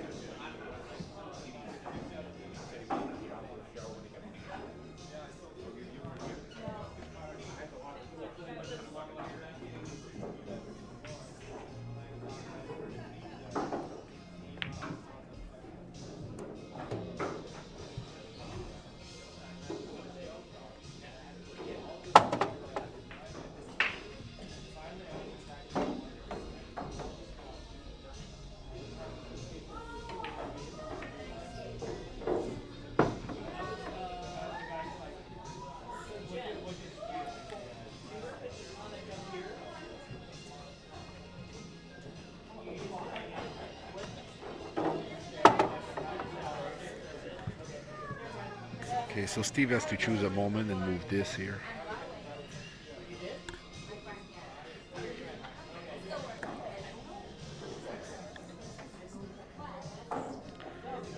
Looks like it's now. He's taking the 5 in the side pocket and he's gonna break.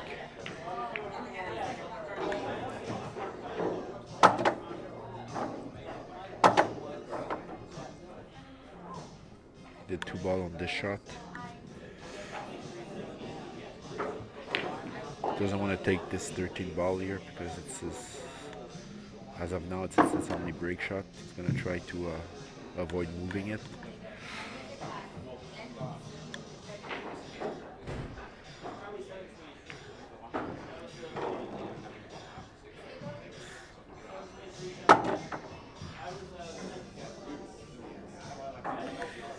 So he has a dilemma here.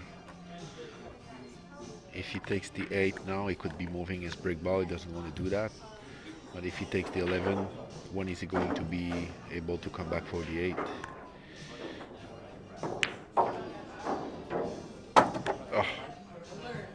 So he pushed the 13. He left it good enough for it stays as a break shot.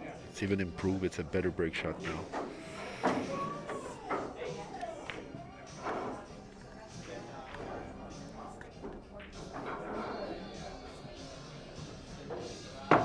has a difficult putt here, but if it goes in, he should be good. Get the break shot.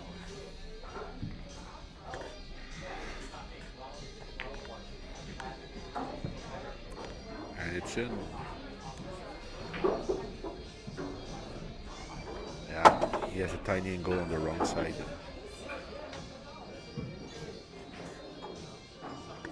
I think he should just draw a few inches. Accept the reverse cut. And wow, he tried to do a lot. And he killed all his angle. Ouch.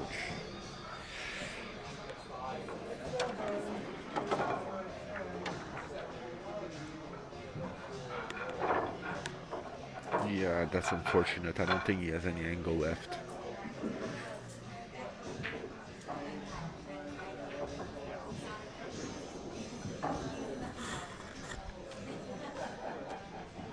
I think he would have been able to. It would have been better to stop the cue ball as much as possible and accept the reverse cut. The reverse break shot would have been an acute angle, but I think it would have been close enough to the ball that there would not have been any chances of missing.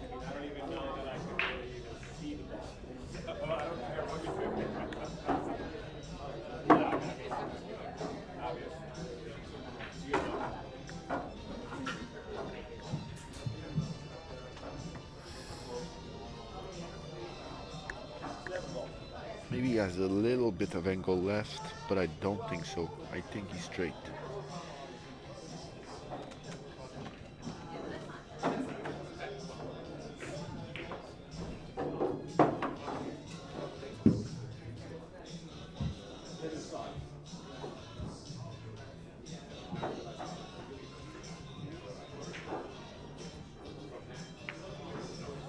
Well, Steve decided to take a foul.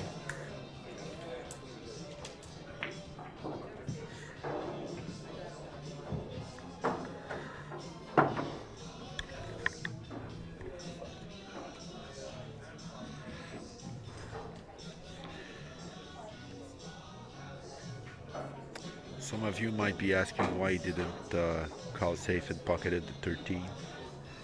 I see two explanations. Maybe he couldn't see it. Maybe the triangle was blocking his view of the 13. Or maybe he just likes to start the safety battle from behind the stack. He doesn't want Tony to feather the top ball and send him up the table. That's the two explanations I see here. So Tony also took a fall. He played away from the ball, he didn't touch anything, and he just sent Steve up the table. I'm not sure if Steve saw that one coming. I think Steve played the safety, played exactly to avoid exactly what's happening now. He did not wanted to be up the table with a shot like this, and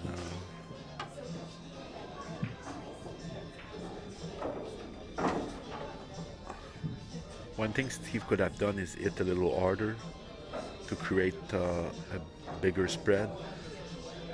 And with more balls out, Tony would not have been able to play the shot he just did, because Steve would have had a ball, a possibility of pocketing a ball.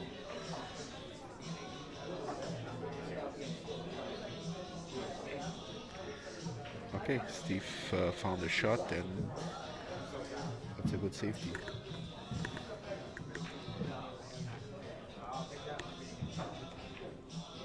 Back to Tony.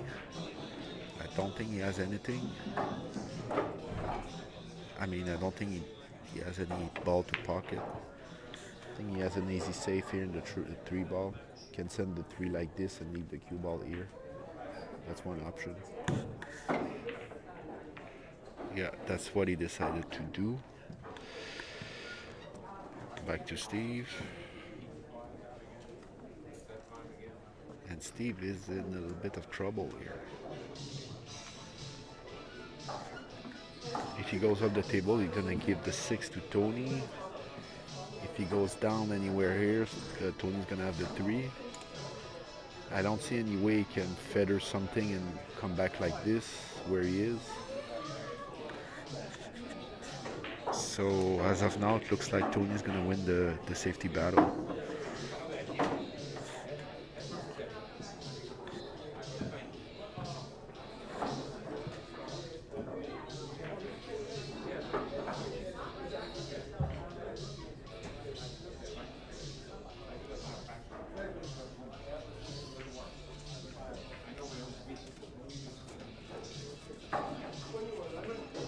So Steve has decided to feather a ball and go up the table.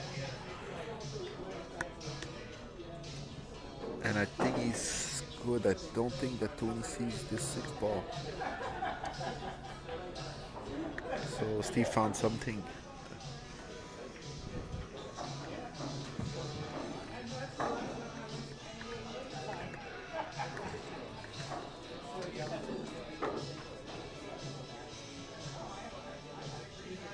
Looks like Tony's going for the combo. I don't think he called anything, but looks like he's going for it. Oh no, the 6 was on. Jesus. I didn't think that was possible. That was... I can't believe it went. But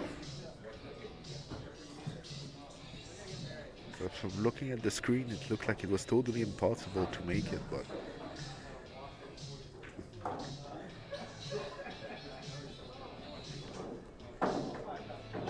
Camera is not too far from the table, so from the bottom part of the table to the top part, there's some distortion, and it can cause you to misjudge what's possible and what's not.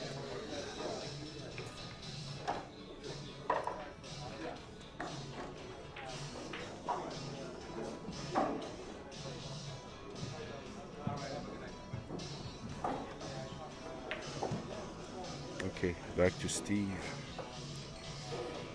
Safety battle continues. So yeah, Tony pocketed the ball, but didn't lead to anything. So they're gonna dance again for a while until somebody trips.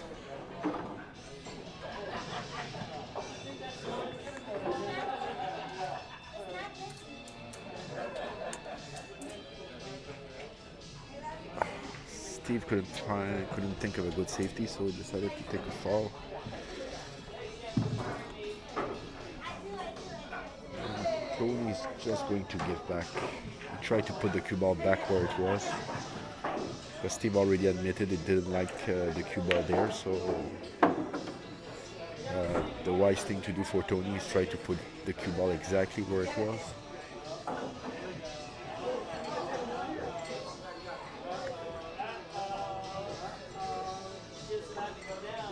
Both players are on 1 foul now.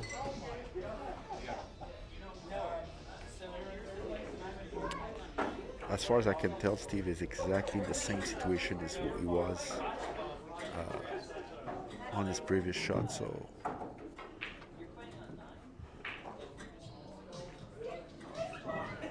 I expect him to take a fall, but try to do something a little different, maybe. Do something that it's not going to let Tony give him back the same position that easily. Yep. So he's taking another fall, but now the situation is different, and Tony cannot recreate the exact same position as before.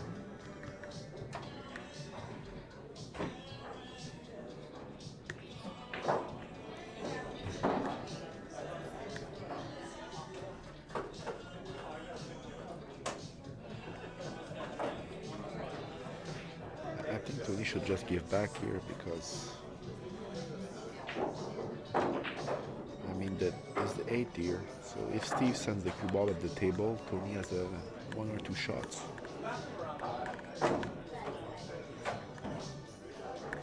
One thing you should be worried that Steve might do is feather the 7 ball, go to rail, and send the cue ball back like that. So if you can push the cue ball inside the cluster a little and try to prevent that, that would be nice.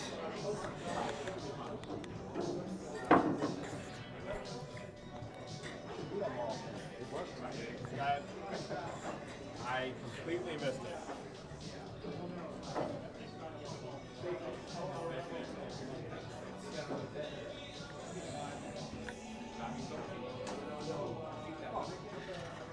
In case you wonder why Tony's thinking for so long, he's trying to figure out a way to put the cue ball somewhere where Steve doesn't have any good safety.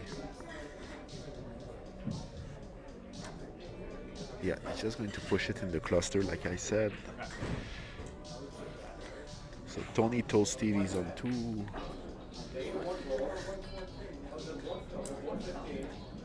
can see the 2 fall blinking here, so Steve has to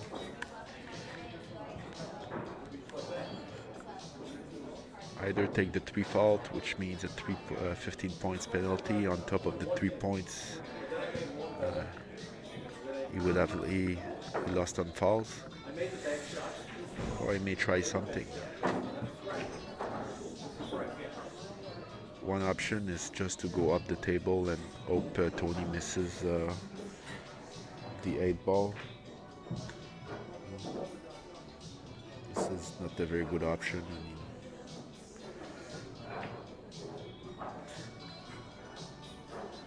If he can manage to send the cue ball and leave it here, I mean, those 2 shots are difficult also. That's another option. I don't see anything else.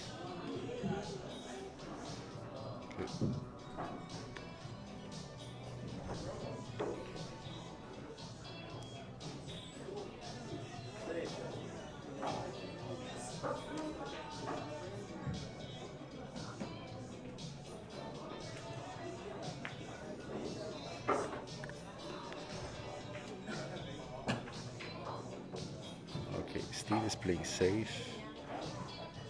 That's the first option I mentioned. He accepted to give a long shot to Tony.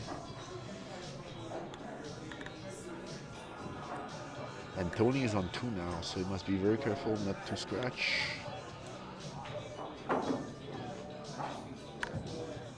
He's going for the 8 ball. And I happen to know he's making the shot exactly 88.2% of the time.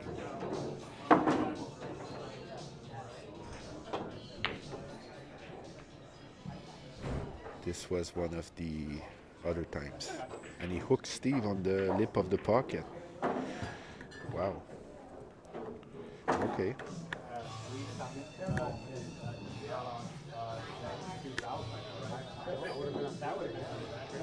Yeah. Something I forgot to say, Tony came very close from scratching. That was the 3rd fall. If Tony scratches here, it's 15 points. And we re-rack and he breaks.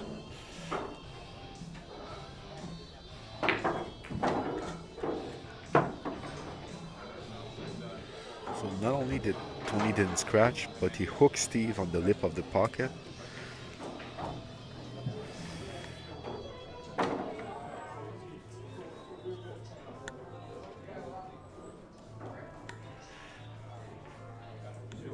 Steve tried to play it safe, but he committed a foul. And again, Tony has a shot here. So that was some serious luck by Tony.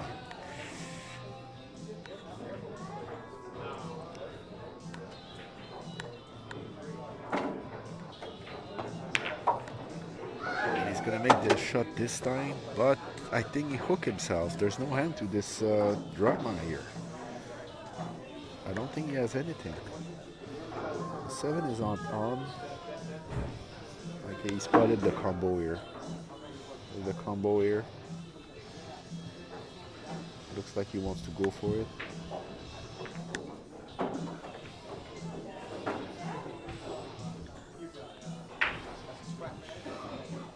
Understroke, that's a foul. So both players on 1 foul now.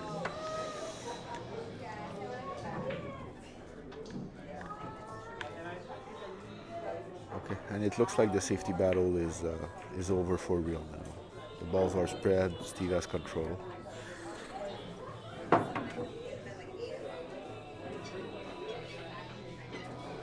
That was an interesting stretch, though.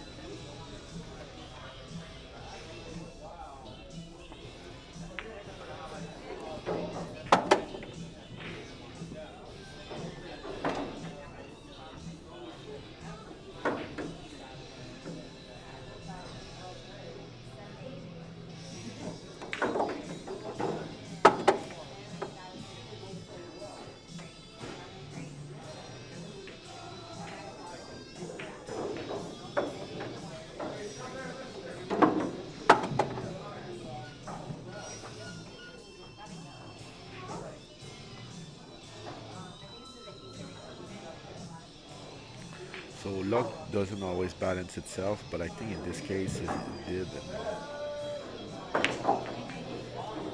Tony got very lucky for not scratching and hook hit Steve on the lip of the pocket. But then did the ball and he kind of hooked himself. And that was kind of unlucky because he did a good break. And he should have gotten an easy shot, but instead the cue ball ended up squeezed in the middle of the cluster. Seen better, Cody. We both have.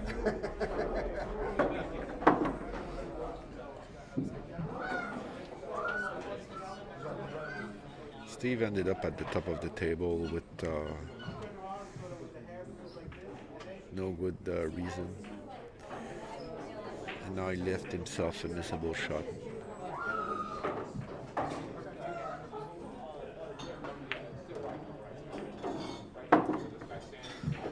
If he doesn't pocket this, he will have missed a very good opportunity to pull far ahead. And he does miss.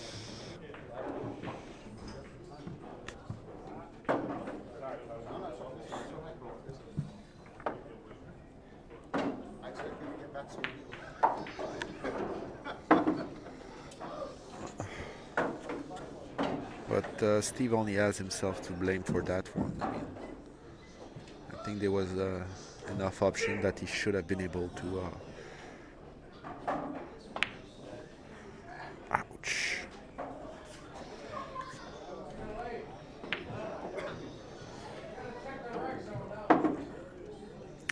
The irony here is that Steve didn't only miss the position, the shot. He also missed the position. Left a tough shot to Tony. And Steve is right back at the table.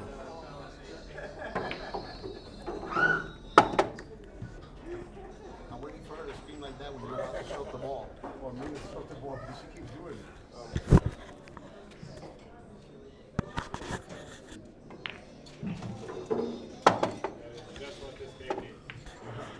So Steve is joking that he took all his break ball out.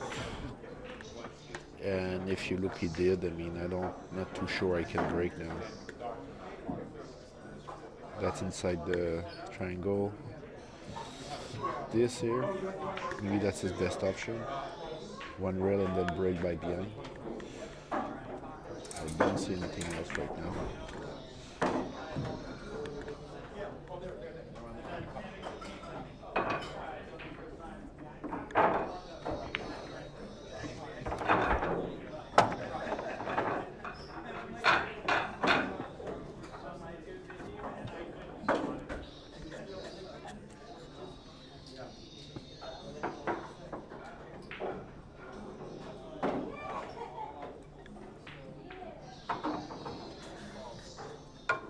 Could also do something weird like do those 3 balls and leave the cue ball here and break with this 9 ball here. With a lot of follow, he could boom, go in the triangle like this. That's another option.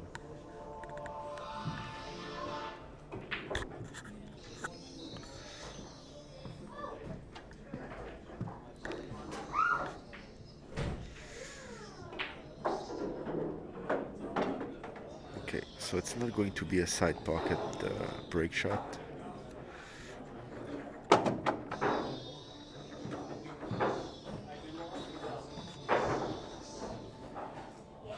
Still not sure what he's going for.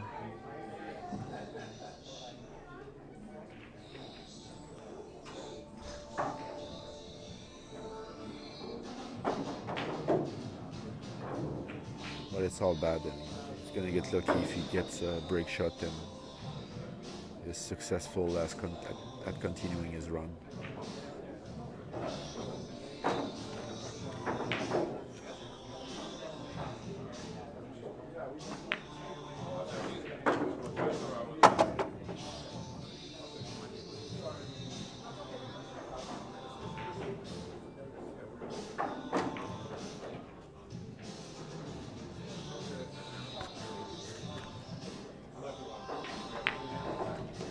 Okay, I don't understand.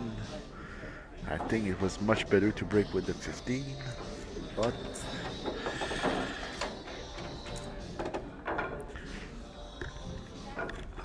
Score? Steve? Score?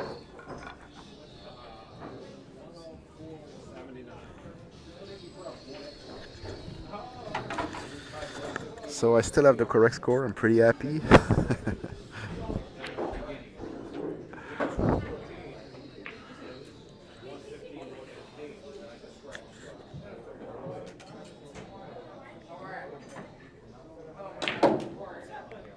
Wow.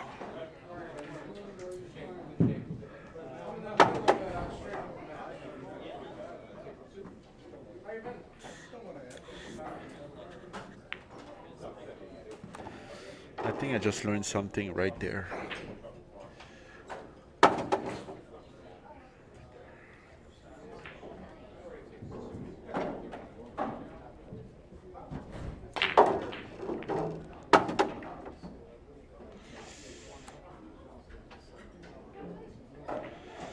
Okay, Steve lost the cue ball up the table, but he's lucky enough he has a hanger, so he'll be able to get back into line right now.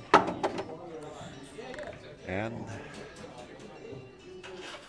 a little bit of traffic, a little bit of obstruction on this side here, but other than that, he's on.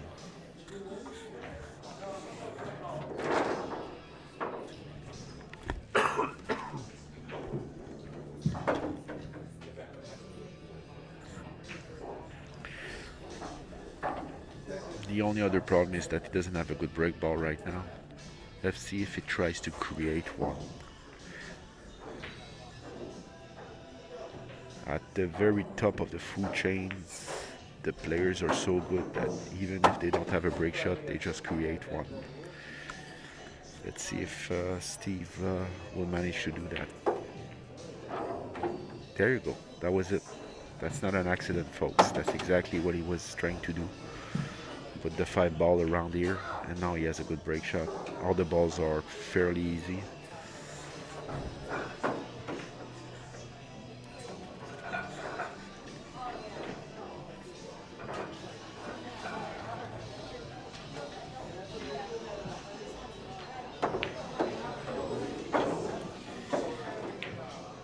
Maybe the last problem is that he has a difficult ball here. He needs to get on it. He's gonna do it now. Yep.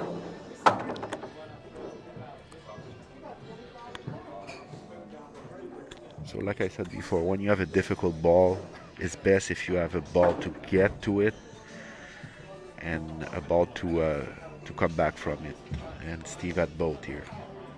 He used the ball that was here to get to the 9, and now he has very little to do to get on the 8 ball, and that's the ball to come back from the difficult shot.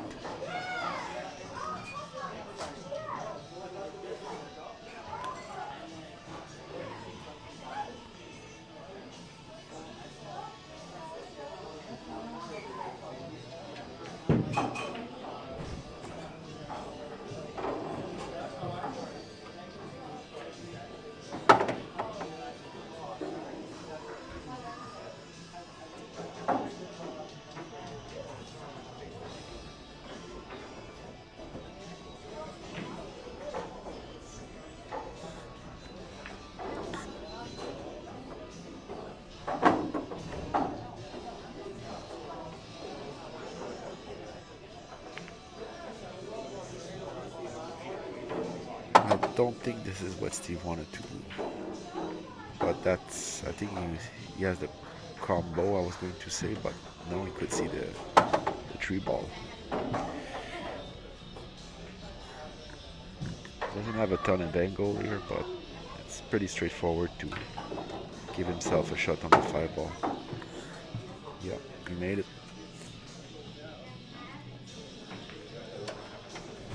Steve is at 118, meaning he needs blah blah blah 32 balls. So that's 2 full racks, two racks plus 4 balls from the 3rd rack. And he could run out from here. It's not unthinkable at all.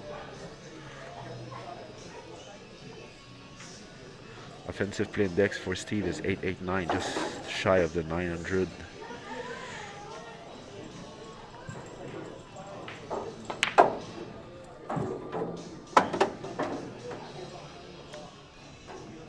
The break shot didn't go as planned.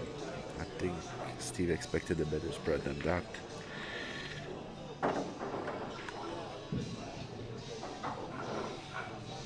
Luckily he has the 10 and he can re-break right now. I think he's going for it.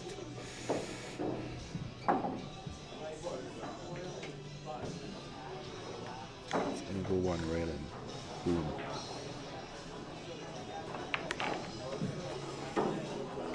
But the problem with this is that you can hook yourself, and that's exactly what happened. I don't think he has. Oh, the 4 goes up. Can do the 4 in the corner here. Kenny. So looking at other things.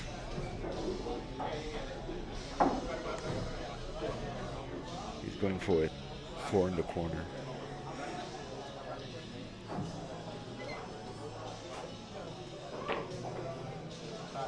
It's in. Wow.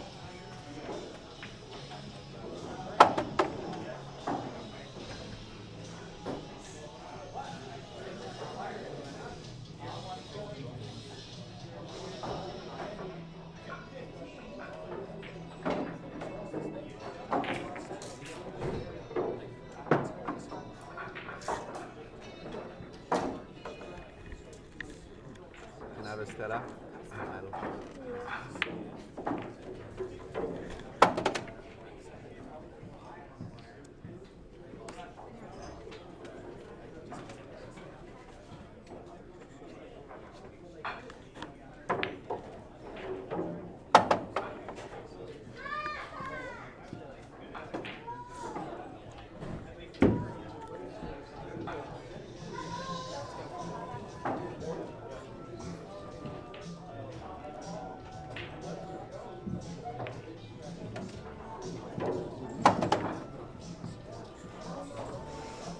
Steve has an opportunity here to fix this little bit of traffic here. I was going to say he could like try to leave the cue ball here and then do the 7 after he does this 14.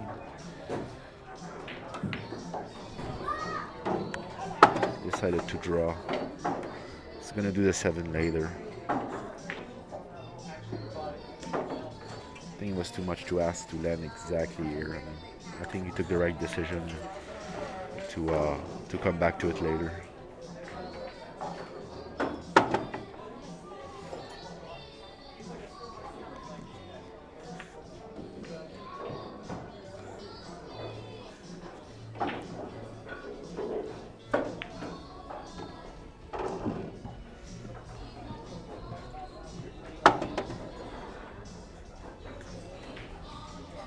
Decided to go down the table for the 3. I wonder if it's because he's gonna try to create a break ball with the 14 like this.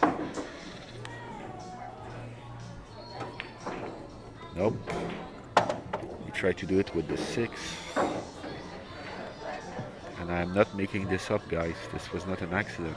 He was trying to put the 6 in a break ball position. Well, I'm not 100% sure, but I think so. I really think it's that's the reason he played like that.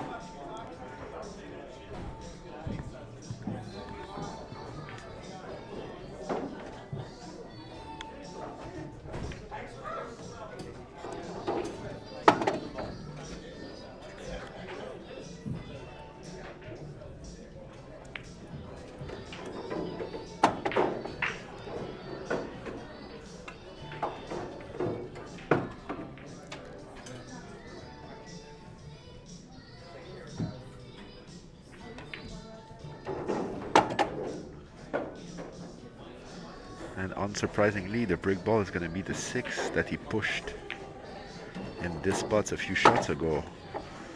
With this, Steve needs 18. 1 rack plus 4 balls. So let's look at the stats now. Steve is almost at 900, where top pros scores.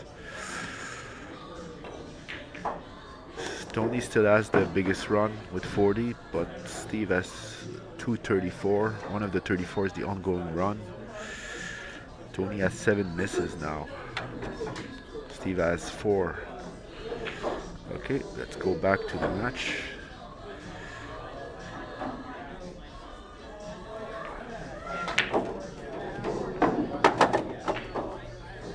Wow, that is some bad luck, folks. Actually, maybe not. I mean, the cue ball didn't get kicked on anything. He just ended up at the bottom of the table. And still, this is not a very common result. So Steve just took a fall here, and I'm confused because my scoreboard doesn't say that Tony's on a fall. So yep, Tony just gave back.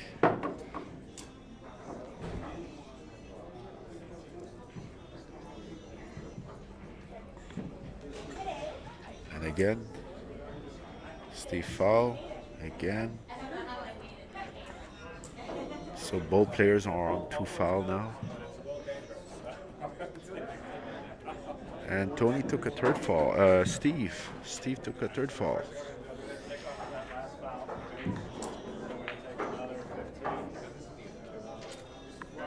Third foul. My scoreboard handles that no problem. 3 foul penalty. So Steve accepted the 3 foul, and he's going to be breaking.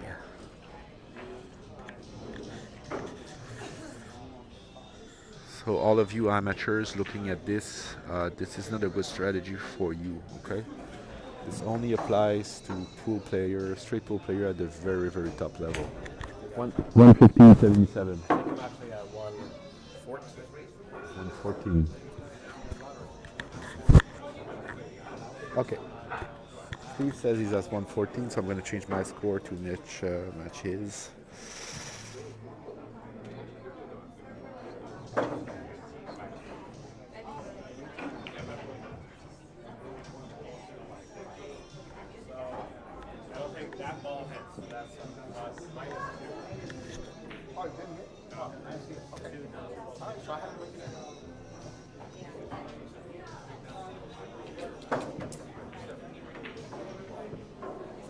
Okay. So that's a break fall, -2, and Tony says re-rack.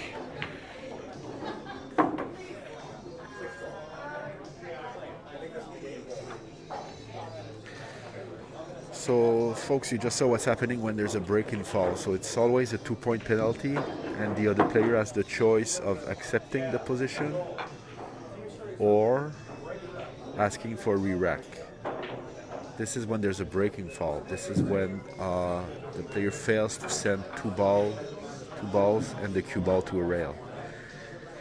If the player sends 2 balls to a rail and scratches, that's not called a breaking fall. It's a regular fall. It's only 1 point, and the opponent cannot ask for a re-rack. These are important details. Okay, Steve is going to break again.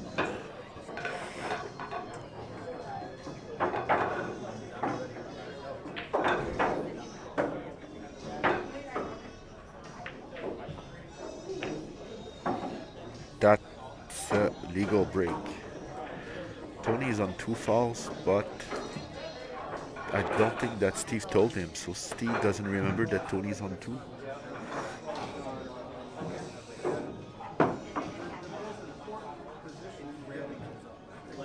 But my board says it, 2 fall, Tony's on 2. So if you don't tell your opponent he's on 2 fall, if he falls a 3rd time, it doesn't count. He doesn't get the penalty.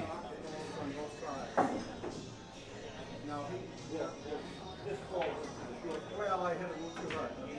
The idea is you want to hit that and get balls on both sides. So now you have no response to that. like a safe to me. I think Tony's playing safe. That particular ball, and there's lots of times during the match when you had you were too straight on it. So that was Tony's third fall? Over here. Oh, okay. So Steve did tell Tony that he was on 2 because now they just told me that it's a third fall. Okay. We have a lot of action here.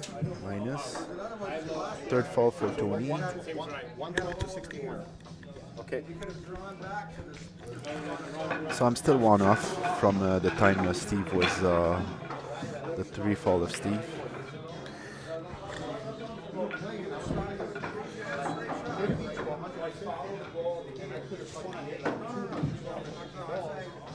So this is getting interesting. I was looking at Steve's mouth when he was walking away from the table. Did you tell him he was on the move? Okay, I didn't see it. Okay, all right. It doesn't matter. I mean, I told the audience. He actually told us that. Okay. And I was interested. Okay, that's fine. That's fine. Okay. All right. So much drama. So much fun. Hey, Daniel. Yeah. They both took a 15 points fall.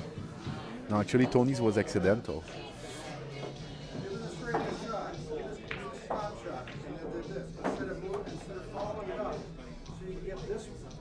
I don't know that shot.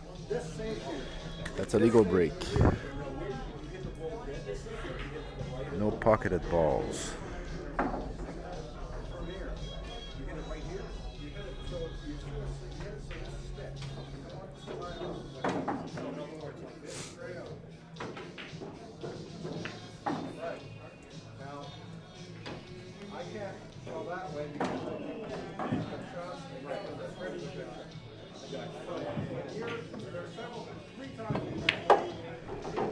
And folks, Steve is back in business now. That's for real.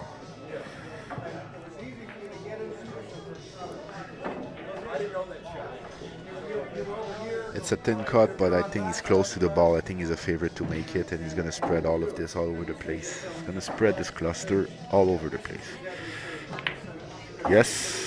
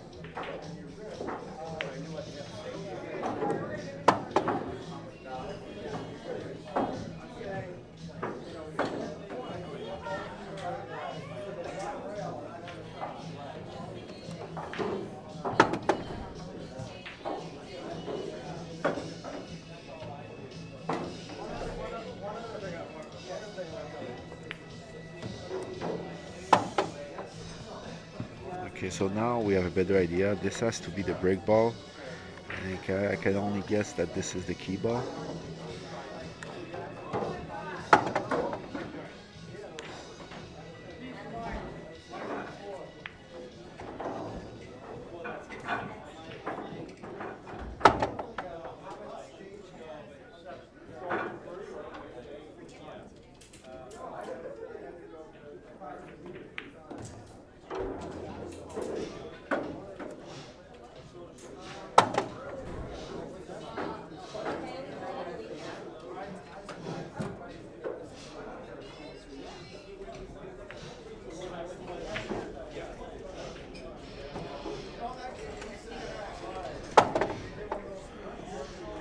So yeah, Steve is gonna do some kind of stop shot on the key ball to get a very good break shot.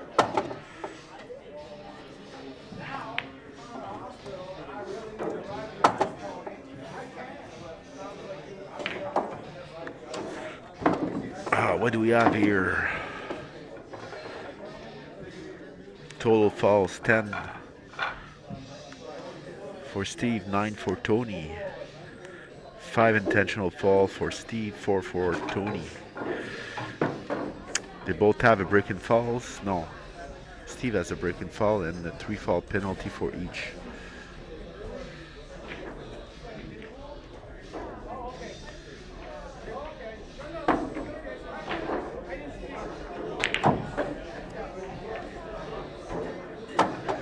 And yet Steve gets unlucky again. Wow. I don't know what he did to Lady Luck to deserve something like that, but it's the second time the crucial moment comes where he can get like within a few balls of the finish line, and he hooks himself on the break shot like this, and it's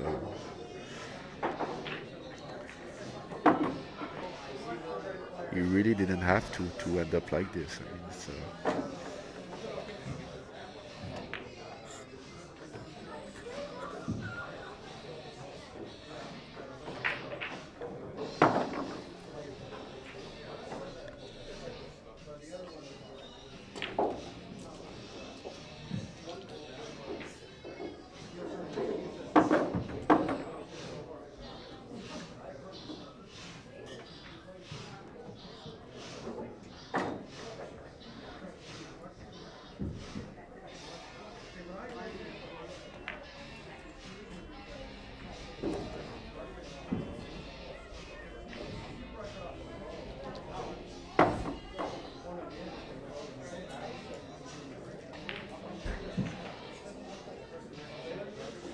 that's a fall.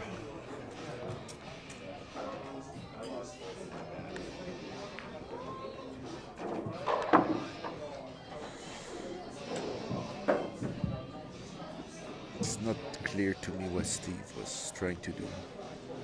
Maybe he was trying to marry the cue ball with the 10, but he played too fast and he left a shot to Tony. But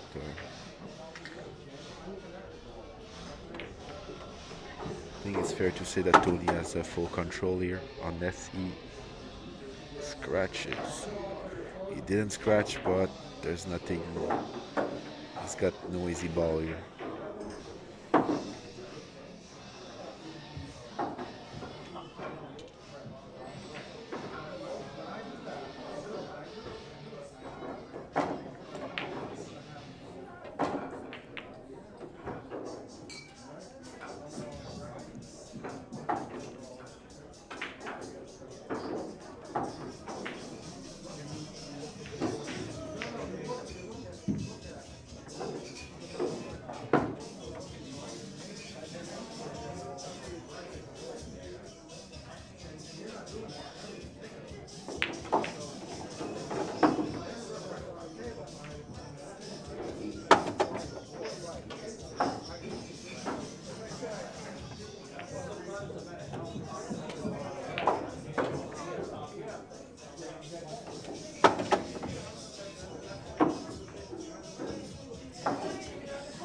Okay, I made a little mistake with the scoring. I fixed it just now. I believe the score is accurate now, other than the 1 point that Steve told me I'm off by. I'm gonna fix it at the end of this rack.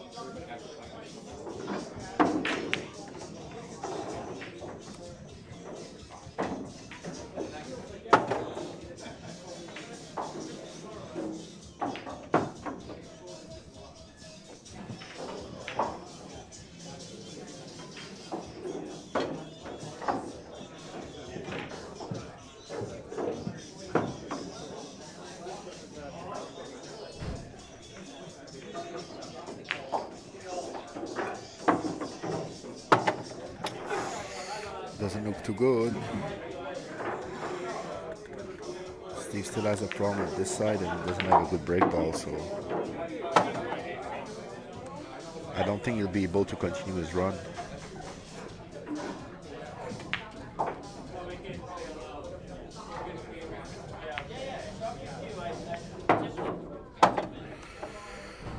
But somehow he fixed the problem and created the break ball with one shot to make me look like a fool again.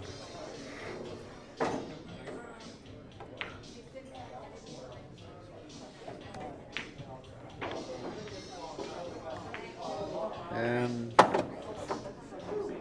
it's not too difficult to draw here and be good for the break shot. Put a little twist on his arm. I didn't like that.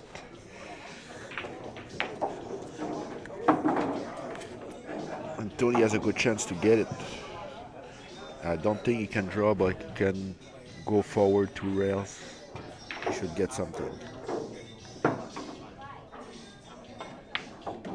1 rail, 2 rail, and can he make it? I don't think he got there.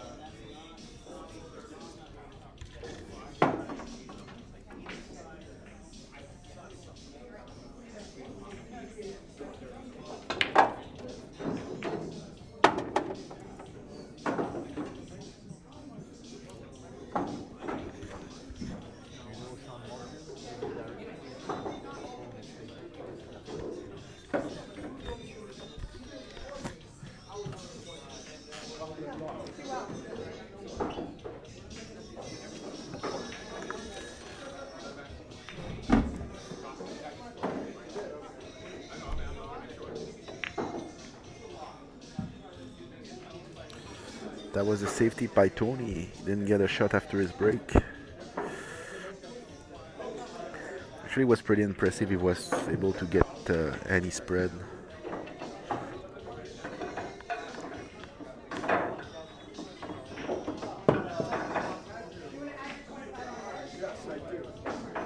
And we go to a safety battle, folks. I'm gonna take this opportunity to fix my error on Steve's score. I'm gonna remove 2. All right, done.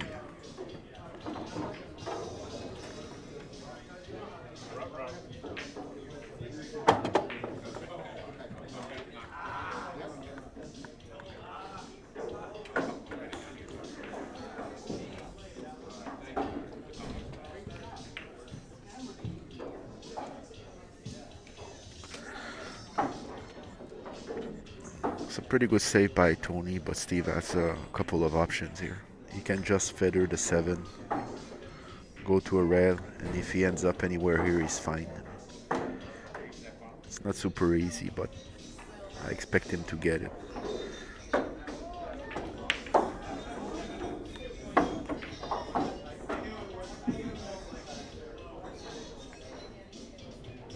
Yep.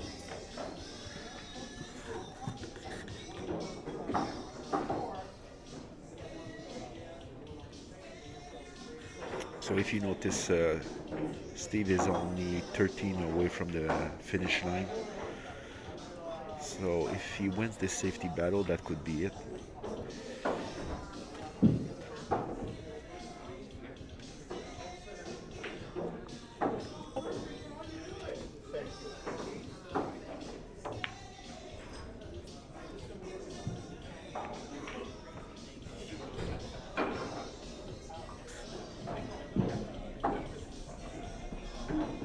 So good safety by Tony, but again, Steve has a lot of options. And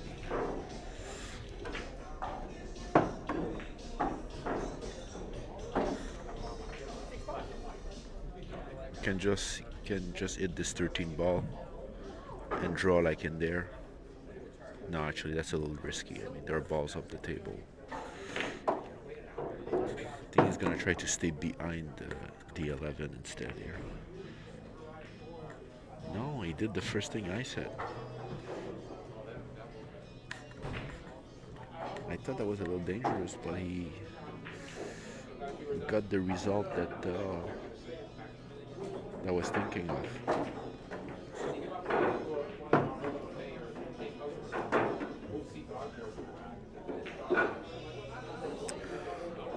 Meanwhile, that's a pretty cool safety battle.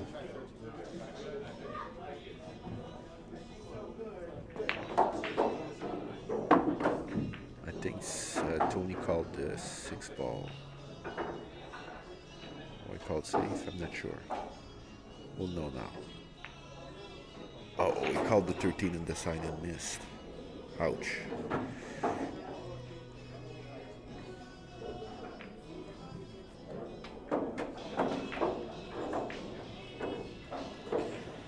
So there's 14 balls on the table. Steve needs 13. Let's see if he can make it happen.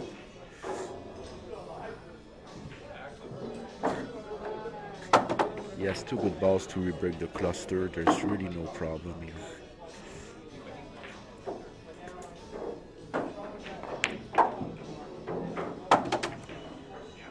Okay. Instead of hitting like super hard, he decided to do a little massage on it, extract a few balls. It's gonna break the rest later.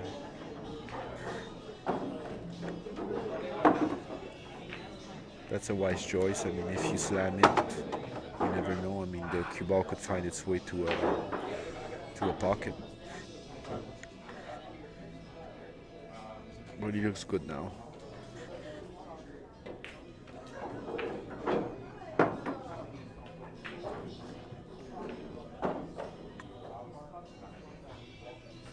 I think the 11 is open. If he takes the 11, the 14 becomes a break, a ball to a break. Yeah, that's it. Can we break with the 14 and he's out? Unless this 5 ball is obstructing a little. Maybe that's what it's happening.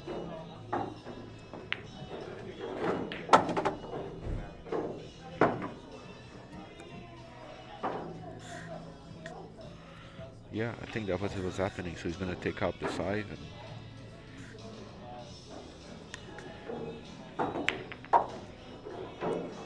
okay, that should be it. But the 8, he doesn't have an easy shot though. He has this combo and he has the 14 on the side, but those 2 things can be missed sometimes. This combo is fairly easy though. Yeah, that should be it, folks. He needs 4 balls, 6 balls. They're all on the table. They're all open.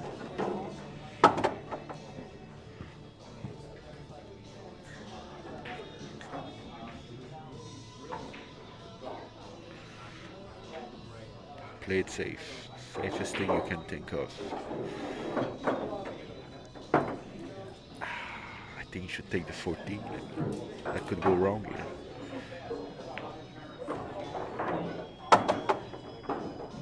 He's fine. No matter what, he's fine at this point. So many different ways of running this. Okay, he needs 3 balls. Yeah, why not take the 13 now? The 15. Yeah.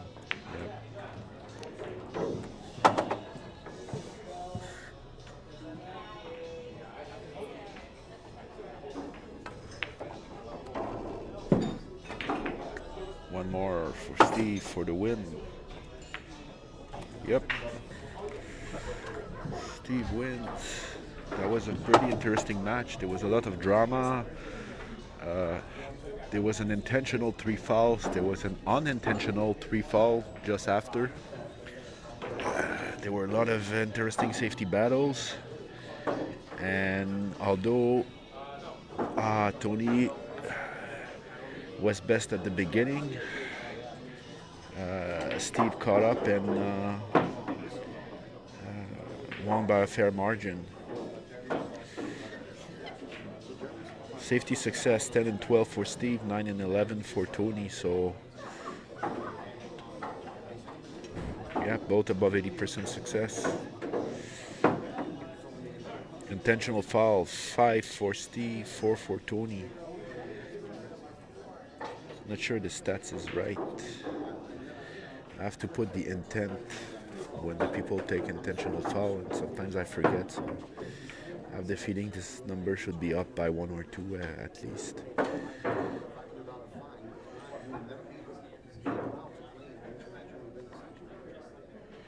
If you look, the iron of the match goes to Tony with a 40. Steve has a 35.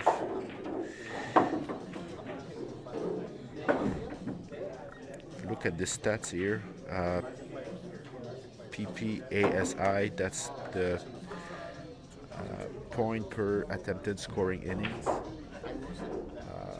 Steve has 15, which is pretty decent, but Tony only has 6.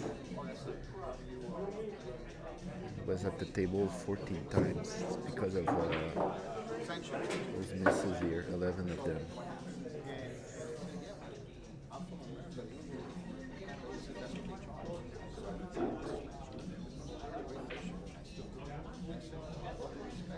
Alright folks, thanks for watching. That's gonna be it for tonight. I was hoping to stream a second match, but this match took longer than expected, so that's gonna be it for tonight. Thanks for watching. That was the last match of the regular season. We're probably gonna be streaming a few matches during the playoffs and the final for sure. Yeah, so again, thanks for watching and have a good night.